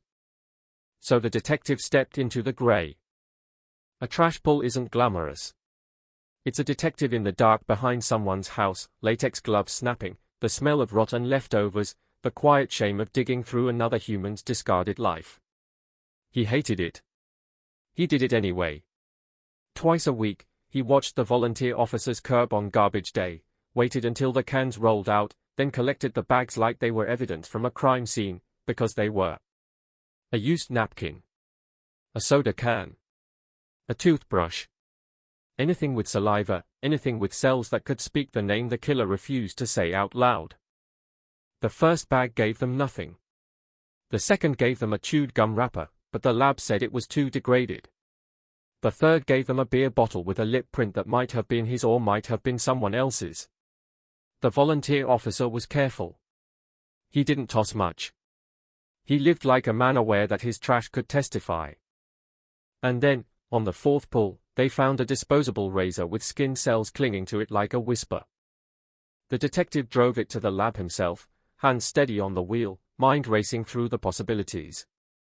If the partial profile from the razor matched the cup, and if that profile could be compared to the old partial DNA from under the victim's nails, they could finally build a bridge across the years. They could finally point at a man and say it wasn't rumor, it wasn't politics, it wasn't fear, it was biology. The lab took days. Days where the detective barely slept. Days where every phone ring spiked his pulse. Days where he kept seeing the victim's face on the board and hearing the word in his head, a polite leash leading her into the dark. When the call finally came, the technician's tone was still neutral, but neutrality couldn't hide the gravity underneath. "We got a clean profile from the razor," she said. "It matches the cup." The detective closed his eyes, breath leaving him like he'd been punched. "Can you compare it to the evidence sample?" he asked, voice tight. A pause. Just long enough to feel like falling. "We ran the comparison," she said. "It's inconclusive." Inconclusive. Not a match. Not a non-match. The old sample was too partial, too degraded, too broken by time and weather and the messy mercy of nature. It couldn't convict. It couldn't clear. It could only hover in the space between, the cruel middle where cases rot. The detective sat on the edge of his desk, staring at nothing, feeling the world tilt. He had a profile. He had a suspect. He had threads that all ran toward the same hand. And still he couldn't close the fist. He pushed anyway. He built a packet for the prosecutor, trash pull DNA matching the cup, the clerk's identification, the security keychain, the dispatch tape, the pattern of behavior. The prosecutor read it, lips pressed thin, then said, "This is stronger. But it's not enough to arrest him for murder. Not without the connection to the victim. Not without a witness who can put him there beyond doubt." Beyond doubt. The phrase sounded like a luxury in a world where killers thrive on doubt like oxygen. That night, the detective drove to Cypress Bend again, parked outside the gate, engine off, windows down. The insects screamed in the dark. The trees stood like jurors, silent and indifferent. He imagined the volunteer officer at home, sleeping, calm, maybe sensing the net tightening but confident it still couldn't close. He imagined the victim's mother awake somewhere, staring at a ceiling, knowing the killer's face might be known and still unreachable. He imagined the killer returning to this place at night, some killers do, drawn back like addicts, to stand by the lake and feel the power of getting away with it. In the darkness, the detective realized the case wasn't just unsolved. It was contested territory. Between evidence and time. Between truth and what could be proven. Between a town's need to believe in its own safety and the reality that safety is often a story told until it breaks. And somewhere in that contested space, the killer kept breathing, the park kept whispering, and every thin strand the detective held threatened to snap under the weight of a single fact he still didn't have, the moment, the undeniable moment, where the mask falls and the monster can no longer hide behind a vest, a radio, a smile, and the terrifying convenience of uncertainty. The next lead didn't arrive like lightning. It arrived like a slow leak, quiet, almost polite, the kind you don't notice until the room is already damp. A records clerk from the city called late afternoon, voice nervous, saying she'd been asked to pull old auxiliary program logs for routine auditing, and something about the request made her uneasy. She didn't say the volunteer officer's name, not at first. She didn't have to. The detective heard it in the hesitation, the way she swallowed before every sentence, like words were sharp objects. She said she'd found a folder labeled Cypress Bend, July 1999 in a cabinet that wasn't supposed to hold case-related material. She said it looked like it had been handled recently. Fresh fingerprints on old paper. A faint smell of cologne, modern, not the dusty flat odor of an archive. She asked if he wanted it. He drove there without siren, without lights, as if noise might spook the truth back into hiding. The building was one of those Florida municipal boxes, low, beige, fluorescent, air conditioning cold enough to feel like punishment. The clerk met him by a back door and handed him a manila envelope like she was passing contraband. Her hands trembled. "I don't want my name in this," she whispered. The detective nodded. He didn't promise safety. He promised confidentiality, which is the only currency he could legally spend. He carried the envelope out like it weighed more than paper. Inside were copies, not originals, of auxiliary shift schedules, training sign-in sheets, and a page torn from a patrol log. The dates were wrong. Not wrong like a typo. Wrong like someone had tried to make them right and failed. July 17th had a neat block of handwriting claiming the volunteer officer worked an event detail across town that evening. A charity picnic. A fundraiser. The kind of wholesome place a killer would love to hide behind. The detective's jaw tightened because he recognized the ink. It wasn't from 1999. The loops were too modern, too uniform, like someone writing with years of practice. And on the bottom corner, almost invisible, was a faint smudge where correction fluid had been used, whiteout on a page that should have been unaltered. Tampering. Not proof of murder, but proof of fear. Proof someone cared enough to rewrite history. He took it to the evidence tech, asked for ink analysis. Asked for paper aging. Anything that could tell him when those marks were made. The tech raised an eyebrow, the silent expression that said, "You're walking into a hornet nest." The detective nodded. He knew. He walked anyway. Then he did something that felt like stepping onto a wire over deep water. He called a retired dispatcher who'd worked the night shift in 1999. The woman answered on the second ring, voice raspy from cigarettes and time. She said she remembered the case because everyone did, because the night after the murder the radios were filled with gossip even as they tried to keep it professional. The detective asked about call signs, about auxiliary chatter. The dispatcher laughed, humorless. Those volunteers loved the radio, she said. Loved hearing themselves. He asked if she remembered any unusual traffic that night. There was a pause, long enough for him to hear a television in the background and the soft clink of ice in a glass. "I remember one voice," she said finally. "Not on the main channel. On the secondary. Someone keyed up and said something like, 'All good. Took care of it.' Real casual. Like he was reporting a flat tire." The detective's pulse ticked up. "Did you log it?" he asked. "We logged everything," she said, then softened. "But those tapes, we reused them sometimes back then. Budget. You know. Budget." The word sounded obscene. A life traded for magnetic tape. Still, she gave him something else, a habit. She said the volunteer officer in question had a tell when he spoke. He'd clear his throat right before he keyed the MIC. Not loud. Just a small rasp. Like he wanted to sound official, she said. Like he was putting on a voice. The detective went back to the dispatch tape he already had, replayed the segment near 10 p.m., and listened, not for words, but for breath. Static. Click. And there, just before the cadence he'd flagged as similar, a tiny rasp. A throat clearing into authority. It still wasn't enough for a warrant that would hold under fire, but the file was changing. It wasn't just thin strands anymore, it was strands that seemed to braid themselves when you tugged. He tried another angle, people who didn't fear politics, people who didn't need to protect a uniform. He reached out to a state-level cold case unit, framed it as assistance, not accusation. A younger investigator showed up 2 days later, crisp suit, sharper eyes, no ties to the town's fragile balance. The young investigator walked the board, read the statements, listened to the voicemail, stared at the keychain photo.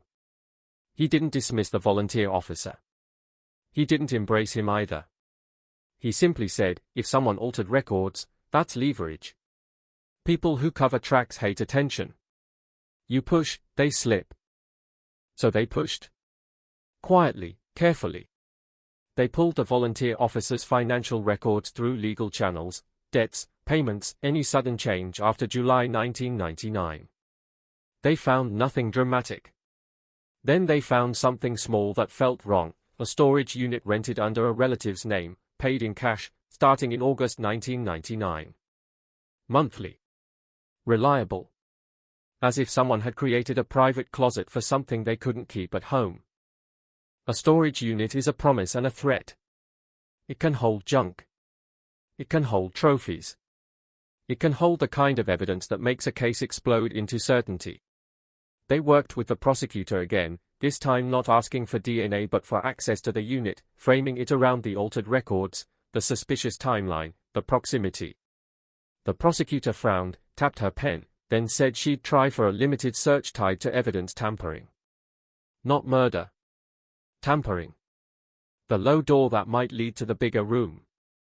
The judge signed it with conditions. Narrow scope. No fishing expedition. The detective didn't care. He needed the door open. They hit the storage facility at dawn, when the air still held a hint of cool and the sky was the color of old bruises. Rows of metal doors. Padlocks. Silence. The volunteer officer's unit was near the back, away from the office, away from casual eyes. The detective watched the bolt cutters clamp down on the lock, felt the snap vibrate up his bones. The door rolled up with a hollow rattle, revealing darkness that smelled like dust and engine oil. Inside, boxes stacked neatly. Too neatly. A plastic bin of clothes. A folded camping chair. Christmas decorations. The kind of innocent clutter that looks like nothing until you remember killers also have garages, also have holidays, also decorate trees with their families while secrets rot elsewhere. They searched under the terms of the warrant, cataloging everything, looking for anything connected to the park. They found reflective vests, multiple, folded flat. Radios, outdated models, batteries removed. A bundle of zip ties in a sealed bag. A set of handcuffs, not police issue, cheap but functional. None of it illegal. All of it suggestive. Then, in the back corner, under a tarp, they found a cardboard box labeled event supplies in black marker. Inside were laminated badges. Not official, not law enforcement, but convincing at a glance. Clip-on ID holders. A stack of security keychains, badge-shaped, stamped with the same blunt word. Security. The detective's mouth went dry. He held one up, watched it swing from his fingers, imagined it clipped to a belt at a gas station, catching the clerk's eye as it moved. There was one more item in that box, tucked under the keychains, a small spiral notebook. The cover was plain. The pages inside were filled with tight handwriting. Dates. Locations. Notes about patrols that didn't match any official schedule. Times scribbled next to park names, trailheads, spots where the world becomes quiet. A habit. A routine. A private map of control. The detective flipped pages carefully, gloved fingers turning paper like it might bite. July 1999 was there, and next to July 17th, in the margin, a single word pressed hard enough to dent the page, Bend. Under it, a time range. 9:50 to 11:15. Under that, another note, female alone. Complied at first. The air in the unit seemed to thicken. The younger investigator beside him let out a slow breath that sounded like disbelief turning into dread. The detective's heart was beating too hard. This wasn't proof for court yet, not without handwriting verification, not without chain of custody arguments, not without the defense screaming that anyone could write anything. But it was something the killer never intended anyone to see. It was the kind of private language men use when they think the world will never read it. They photographed the notebook, bagged it, sealed it. They left the storage unit with boxes of event supplies, stacked into evidence vans like they were hauling the bones of a hidden life. News traveled fast anyway. Someone at the storage facility saw the badges. Someone recognized the name on the warrant. Someone talked. By evening, whispers were running through town again, sharper this time, more electric. The same people who had once defended the volunteer officer now spoke in uncertain tones. The sheriff's office phones lit up. The victim's family got calls from strangers saying, they finally got him, like the words alone could resurrect what was lost. But the detective didn't have him. Not yet. He had paper. He had props. He had patterns. He had a notebook that made his stomach turn. What he didn't have was the one thing that could slam the case shut, a forensic bridge that could stand under the weight of a trial. The partial DNA from 1999 still hovered in that cruel middle space, refusing to become a yes or a no. They brought the volunteer officer in again, this time with the cold case investigator present, this time with the notebook copies laid out on the table like a set of teeth. The man walked in and saw them, and the smile faltered for the first time, just a fraction, like a mask slipping. He recovered quickly, but recovery doesn't erase the slip. The detective watched it like a predator watches a wound. "What is this?" the volunteer officer asked, voice calm, but his eyes were bright in a way that wasn't friendly. "You tell us," the detective said, and pushed the notebook toward him. The man glanced down, barely a second, then looked away. "Not mine," he said. The detective slid a photo across, keychains, badges, vests, radios. All found in a unit paid in cash since August 1999. "Not mine," he repeated, and his voice sharpened. "You're reaching." The cold case investigator leaned in. "Those notes," he said quietly, "they're not about charity events. They're not about traffic control. They're about people. About women. About compliance. That's not community service." The volunteer officer's jaw flexed. "You don't know what you're looking at," he said, and there it was, anger pushing through the calm, the entitlement, the belief that he could still control the room. The detective pressed. "Where were you between 9:50 and 11:15 on July 17, 1999? The man laughed, quick and sharp. "You're still on that?" "Yes," the detective said. "Because she's still dead." Silence stretched. The volunteer officer's eyes moved, scanning for exits, scanning for advantage, scanning like a man who has always found a way out. "I want my lawyer," he said, voice suddenly flat. They let him go. Because they still had to. Because the law was a chain around their ankles even when they were running toward a murderer. He walked out of the building with his shoulders squared, but the detective noticed his hands, how they flexed at his sides as if itching to grab something, as if missing the weight of a radio, a badge, a leash made of authority. 2 days later, the storage unit was empty. They returned with a follow-up warrant and found only dust, faint outlines on the concrete where boxes had been. The facility manager swore he hadn't seen anything. Security cameras, conveniently, had malfunctioned the night before. A breaker tripped. A storm surge. Florida's favorite excuse, weather. But the detective knew what it meant. The man was spooked. The man was moving. That night, the detective sat in his office under harsh fluorescent light, staring at the notebook photos and the dispatch tape transcript, listening to the voicemail again, the slurred voice saying, "You don't know what I did," and then the quiet line about telling her to listen. The pieces were no longer distant. They were close enough to hurt. Close enough to make the air feel thin. He felt the weight of time pressing down, the knowledge that every hour he waited, the suspect could discard evidence, could craft a narrative, could vanish into another county, another state, another life. Outside, a storm rolled in, rain rattling the windows like impatient fingers. The detective thought of the park in the rain, the way water erases footprints and makes every sound softer. He thought of 1999, of mud and mosquitoes, of a white sneaker in wet sand. He thought of the keys hanging clean and dry, a message placed with care. And he understood something chillingly simple: the killer wasn't just hiding. The killer was still playing. And the game wasn't over, because the dead don't get to stop it. The living have to keep running, even when the finish line keeps moving, even when the rules are rigged by time, by weather, by fear, and by a man who learned long ago that if you look official enough, the world will open its doors and hold them open for you. By the time the second warrant hit the storage facility and the unit yawned open to nothing but dust and pale rectangles on concrete, the case stopped feeling like a puzzle and started feeling like a pursuit. Because now the suspect wasn't just a name on paper or a face on a board, now he was reacting. He was moving pieces. He was responding to pressure like a living thing. And that, in a cold case, is the closest thing to a heartbeat you can get.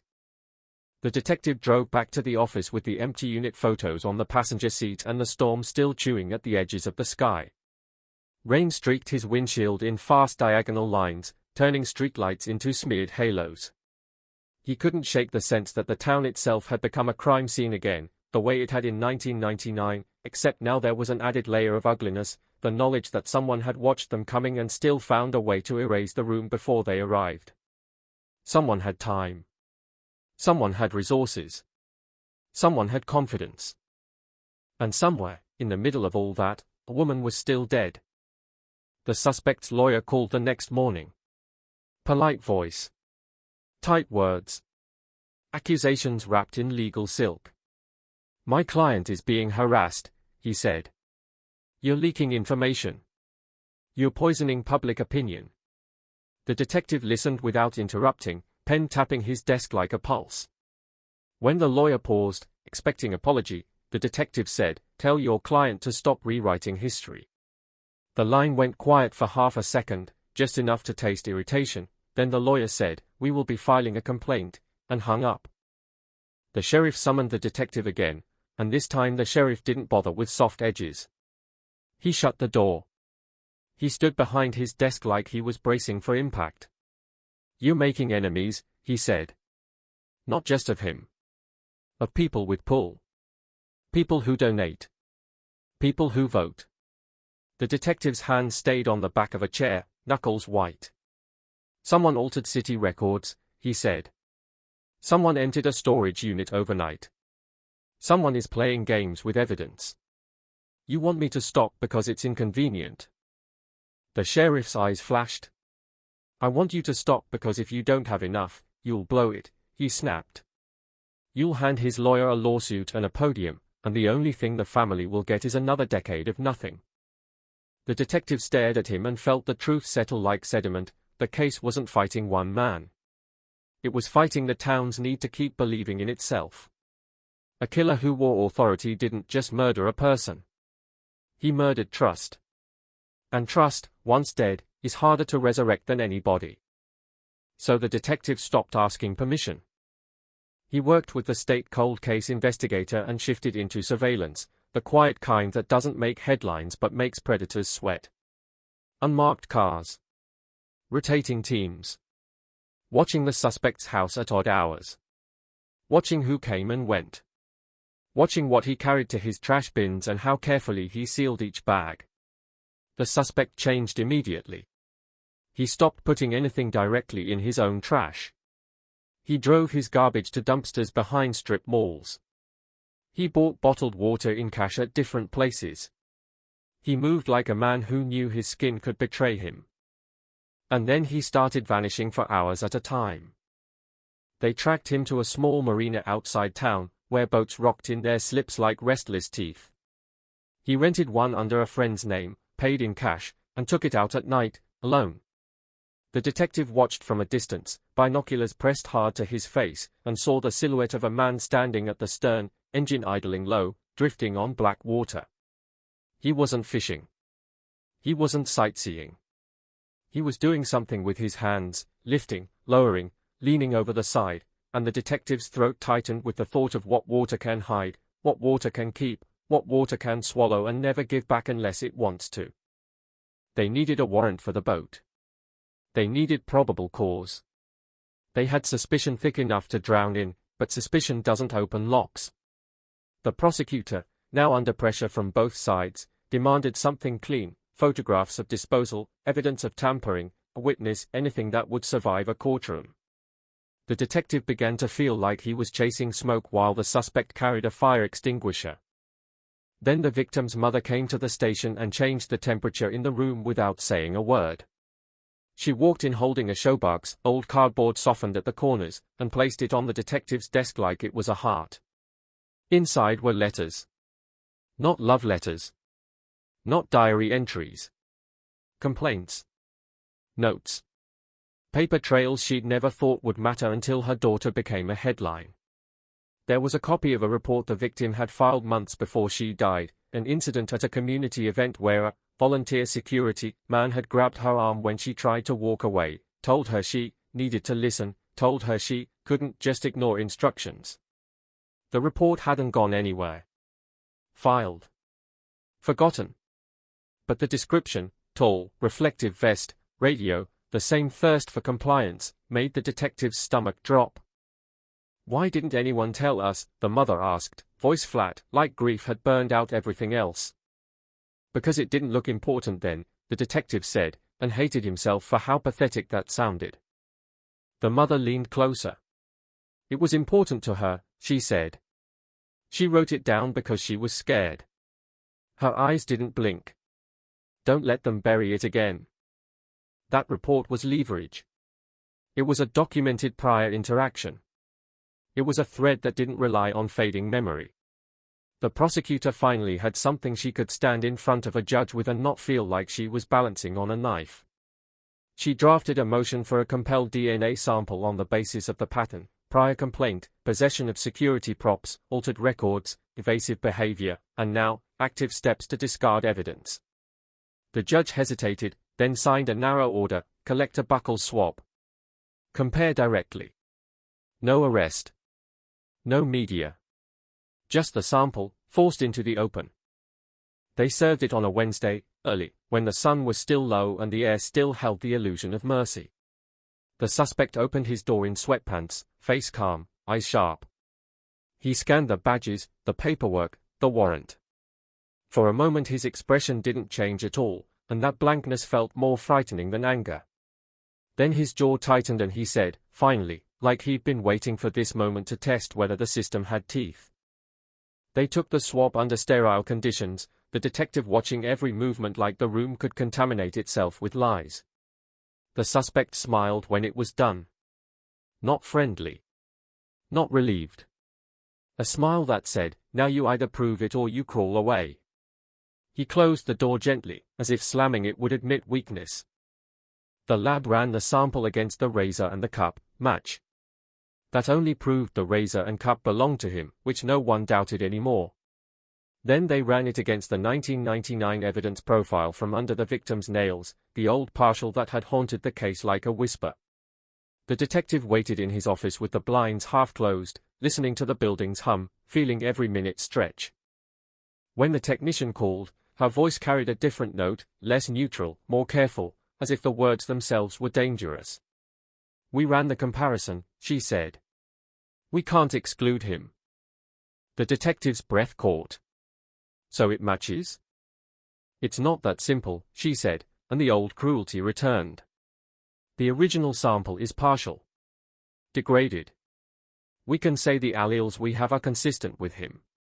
We can't say it's uniquely him. Statistically, it narrows, but not enough for a definitive identification." Not enough.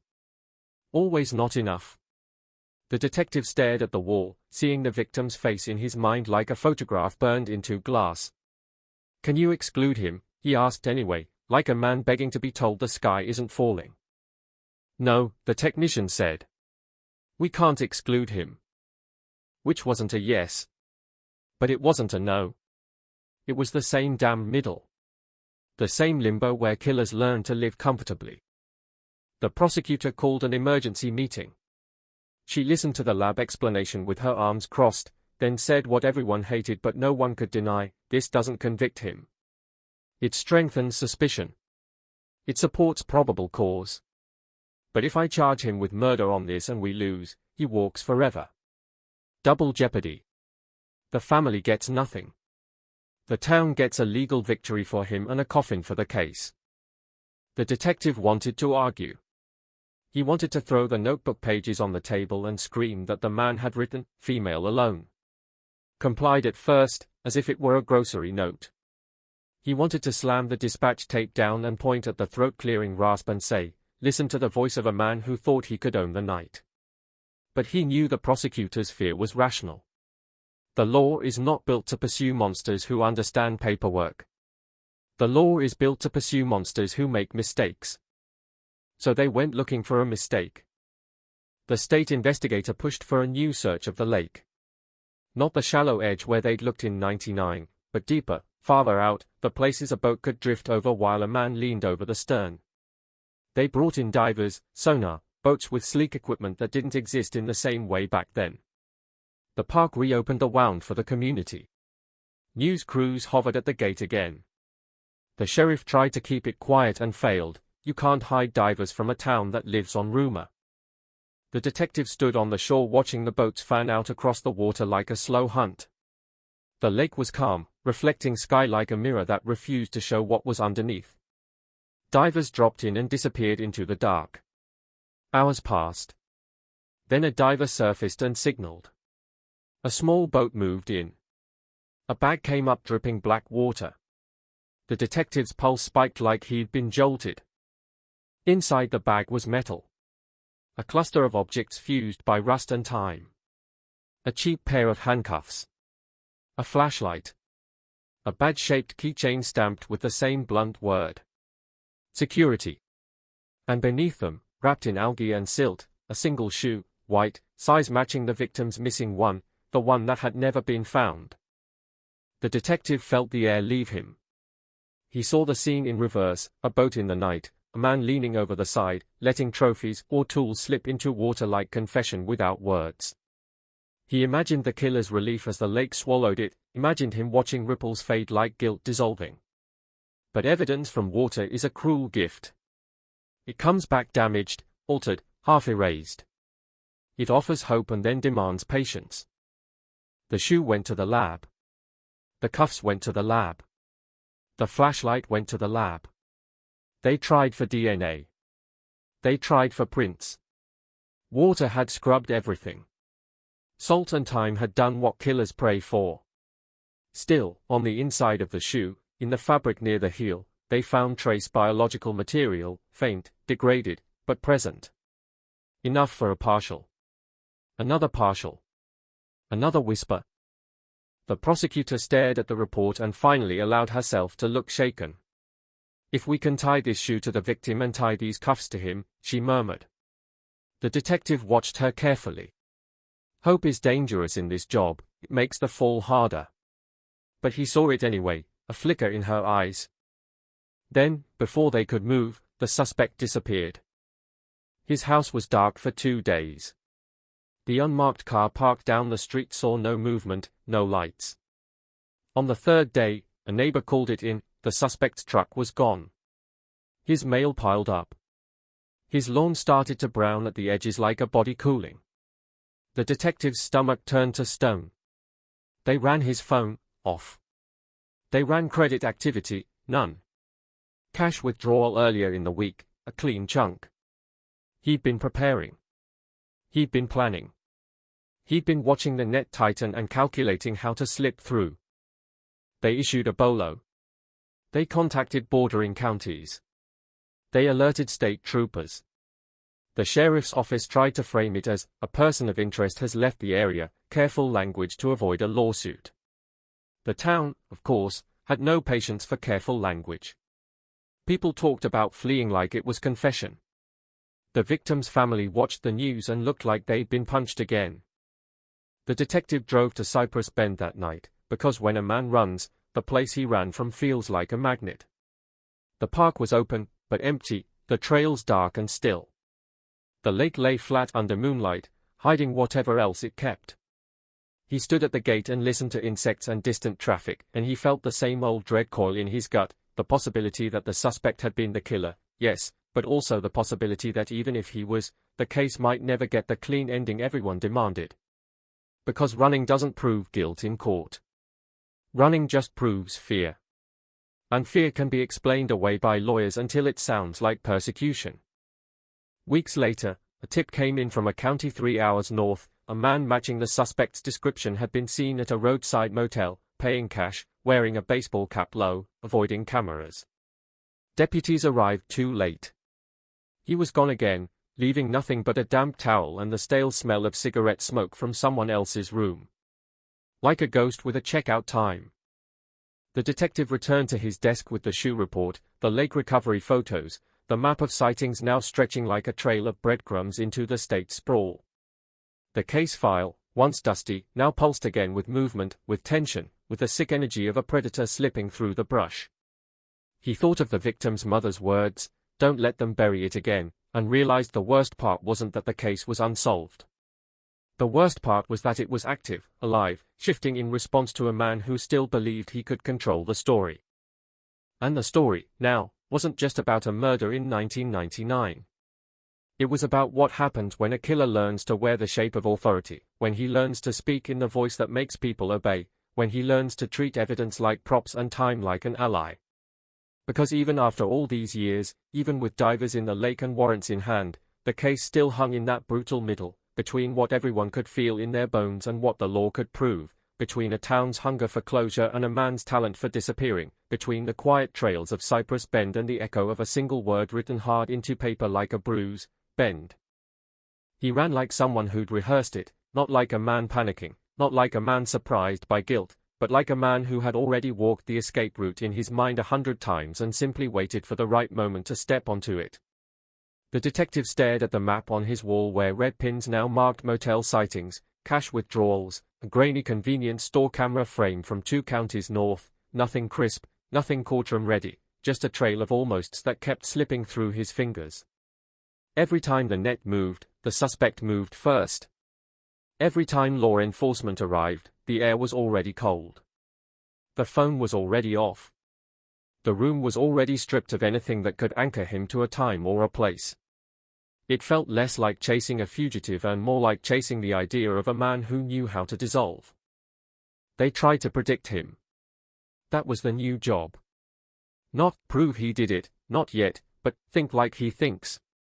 People who live off control don't vanish into chaos by accident. They choose routes that keep them in command. They choose places where authority is thin, where cameras are old or ignored, where staff doesn't ask questions as long as cash is folded clean. They choose roads that cut through pine and swamp, where cell service drops, where a vehicle can slide off a shoulder and never be seen from the highway. Florida has more of those roads than people like to admit. Florida is full of places where a person can disappear between palmettos like smoke. The detective worked with state units, put out bulletins, circulated the suspect's photo, carefully labeled, person of interest, because the sheriff still flinched from words that sounded like accusation. That caution didn't change the reality on the ground. Deputies in distant counties saw the picture and suddenly every tall man in a baseball cap became a maybe. They got calls about a guy at a laundromat, a guy at a truck stop, a guy buying duct tape at midnight, and they chased each one like it might be the moment the case finally snapped shut. It never was. Each time, the suspect stayed one step beyond the line where confirmation begins. Then the first letter arrived. It showed up at the sheriff's office in a plain white envelope with no return address, postmarked from a town so small it barely made the map. Inside was a single sheet of paper, typed, no signature. The words were clean, spaced out like someone who wanted them to look calm. But the message wasn't calm. The message was a blade. You're digging in the wrong dirt. Below it, a sentence that made the detective's stomach drop through the floor. The lake only gave you what he let it give. The detective reread it 3 times, feeling the hair on his arms rise. Because the letter didn't just reference the case. It referenced their actions, their timing. It was aware of the divers. It was aware of the shoe and the cuffs.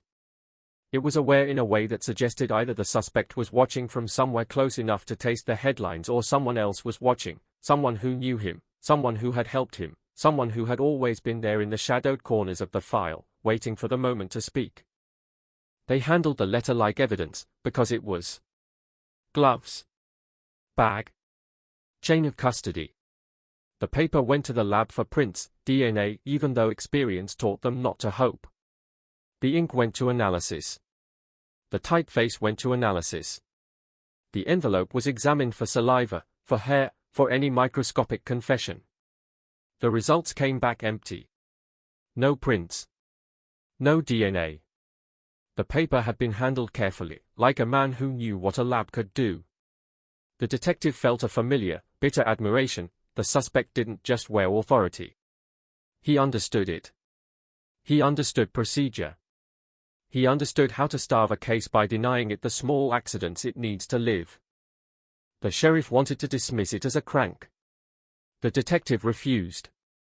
Because the sentence about the lake wasn't something a random crank would invent. It wasn't a phrase pulled from the news. It was too specific, too intimate, too smug. It sounded like someone talking from inside the story. 2 days later, a second letter arrived. This one to the victim's mother. It was delivered to her front porch like a curse left in daylight. No return address. Typed again. She called the detective trembling so hard she could barely get the words out. He drove to her house and sat at her kitchen table while she held the paper with both hands like it might burn her.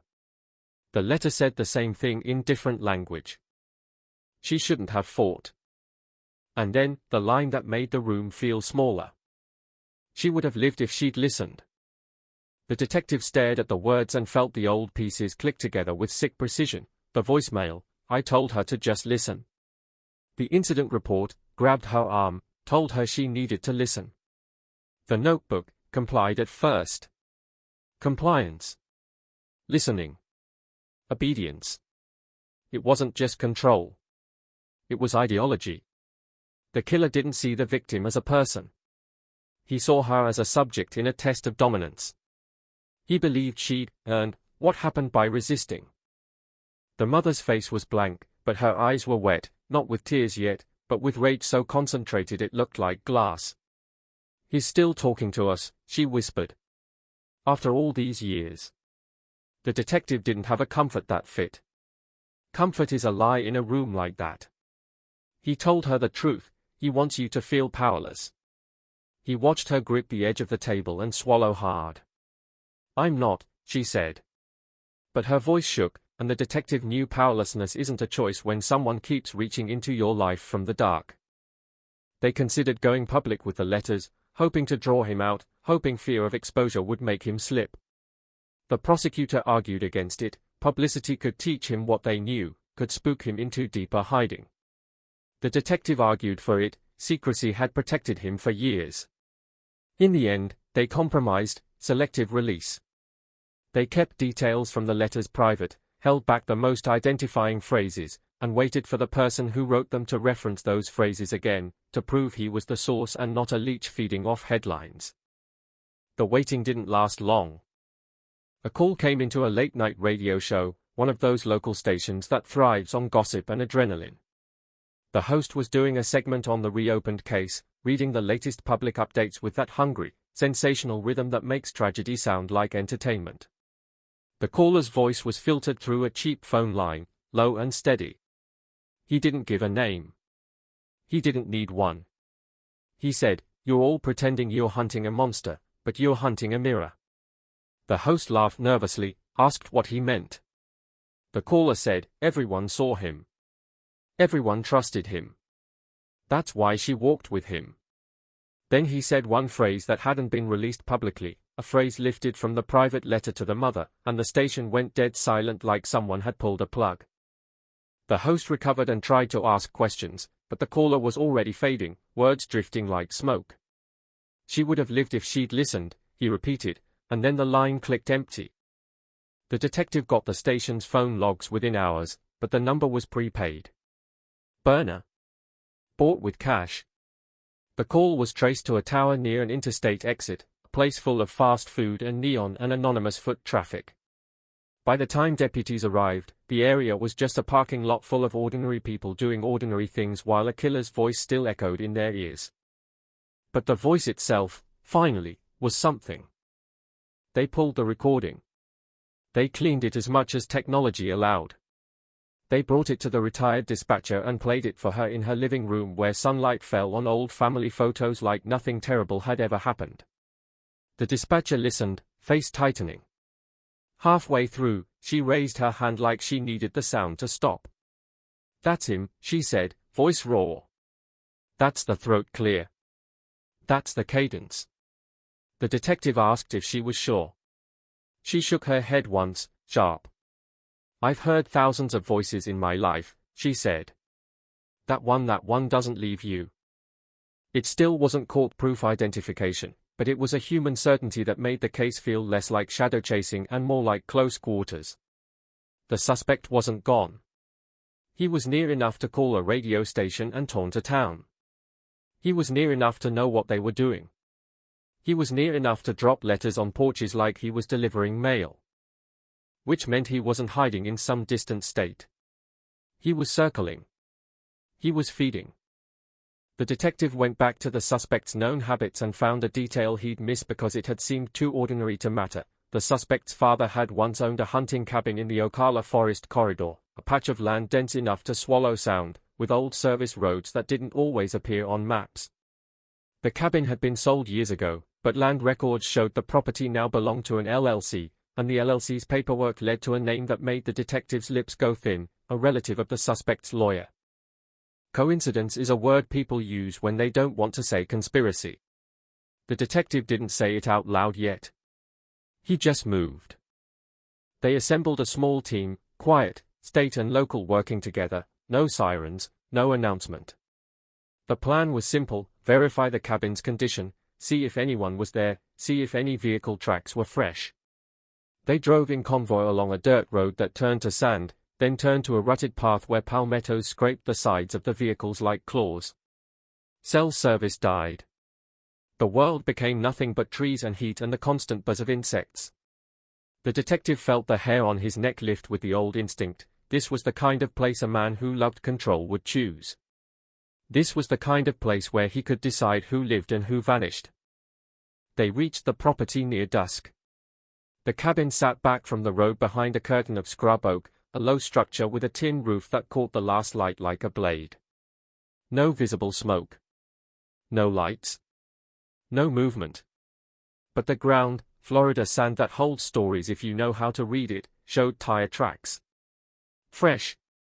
Not weeks old. Days, maybe hours.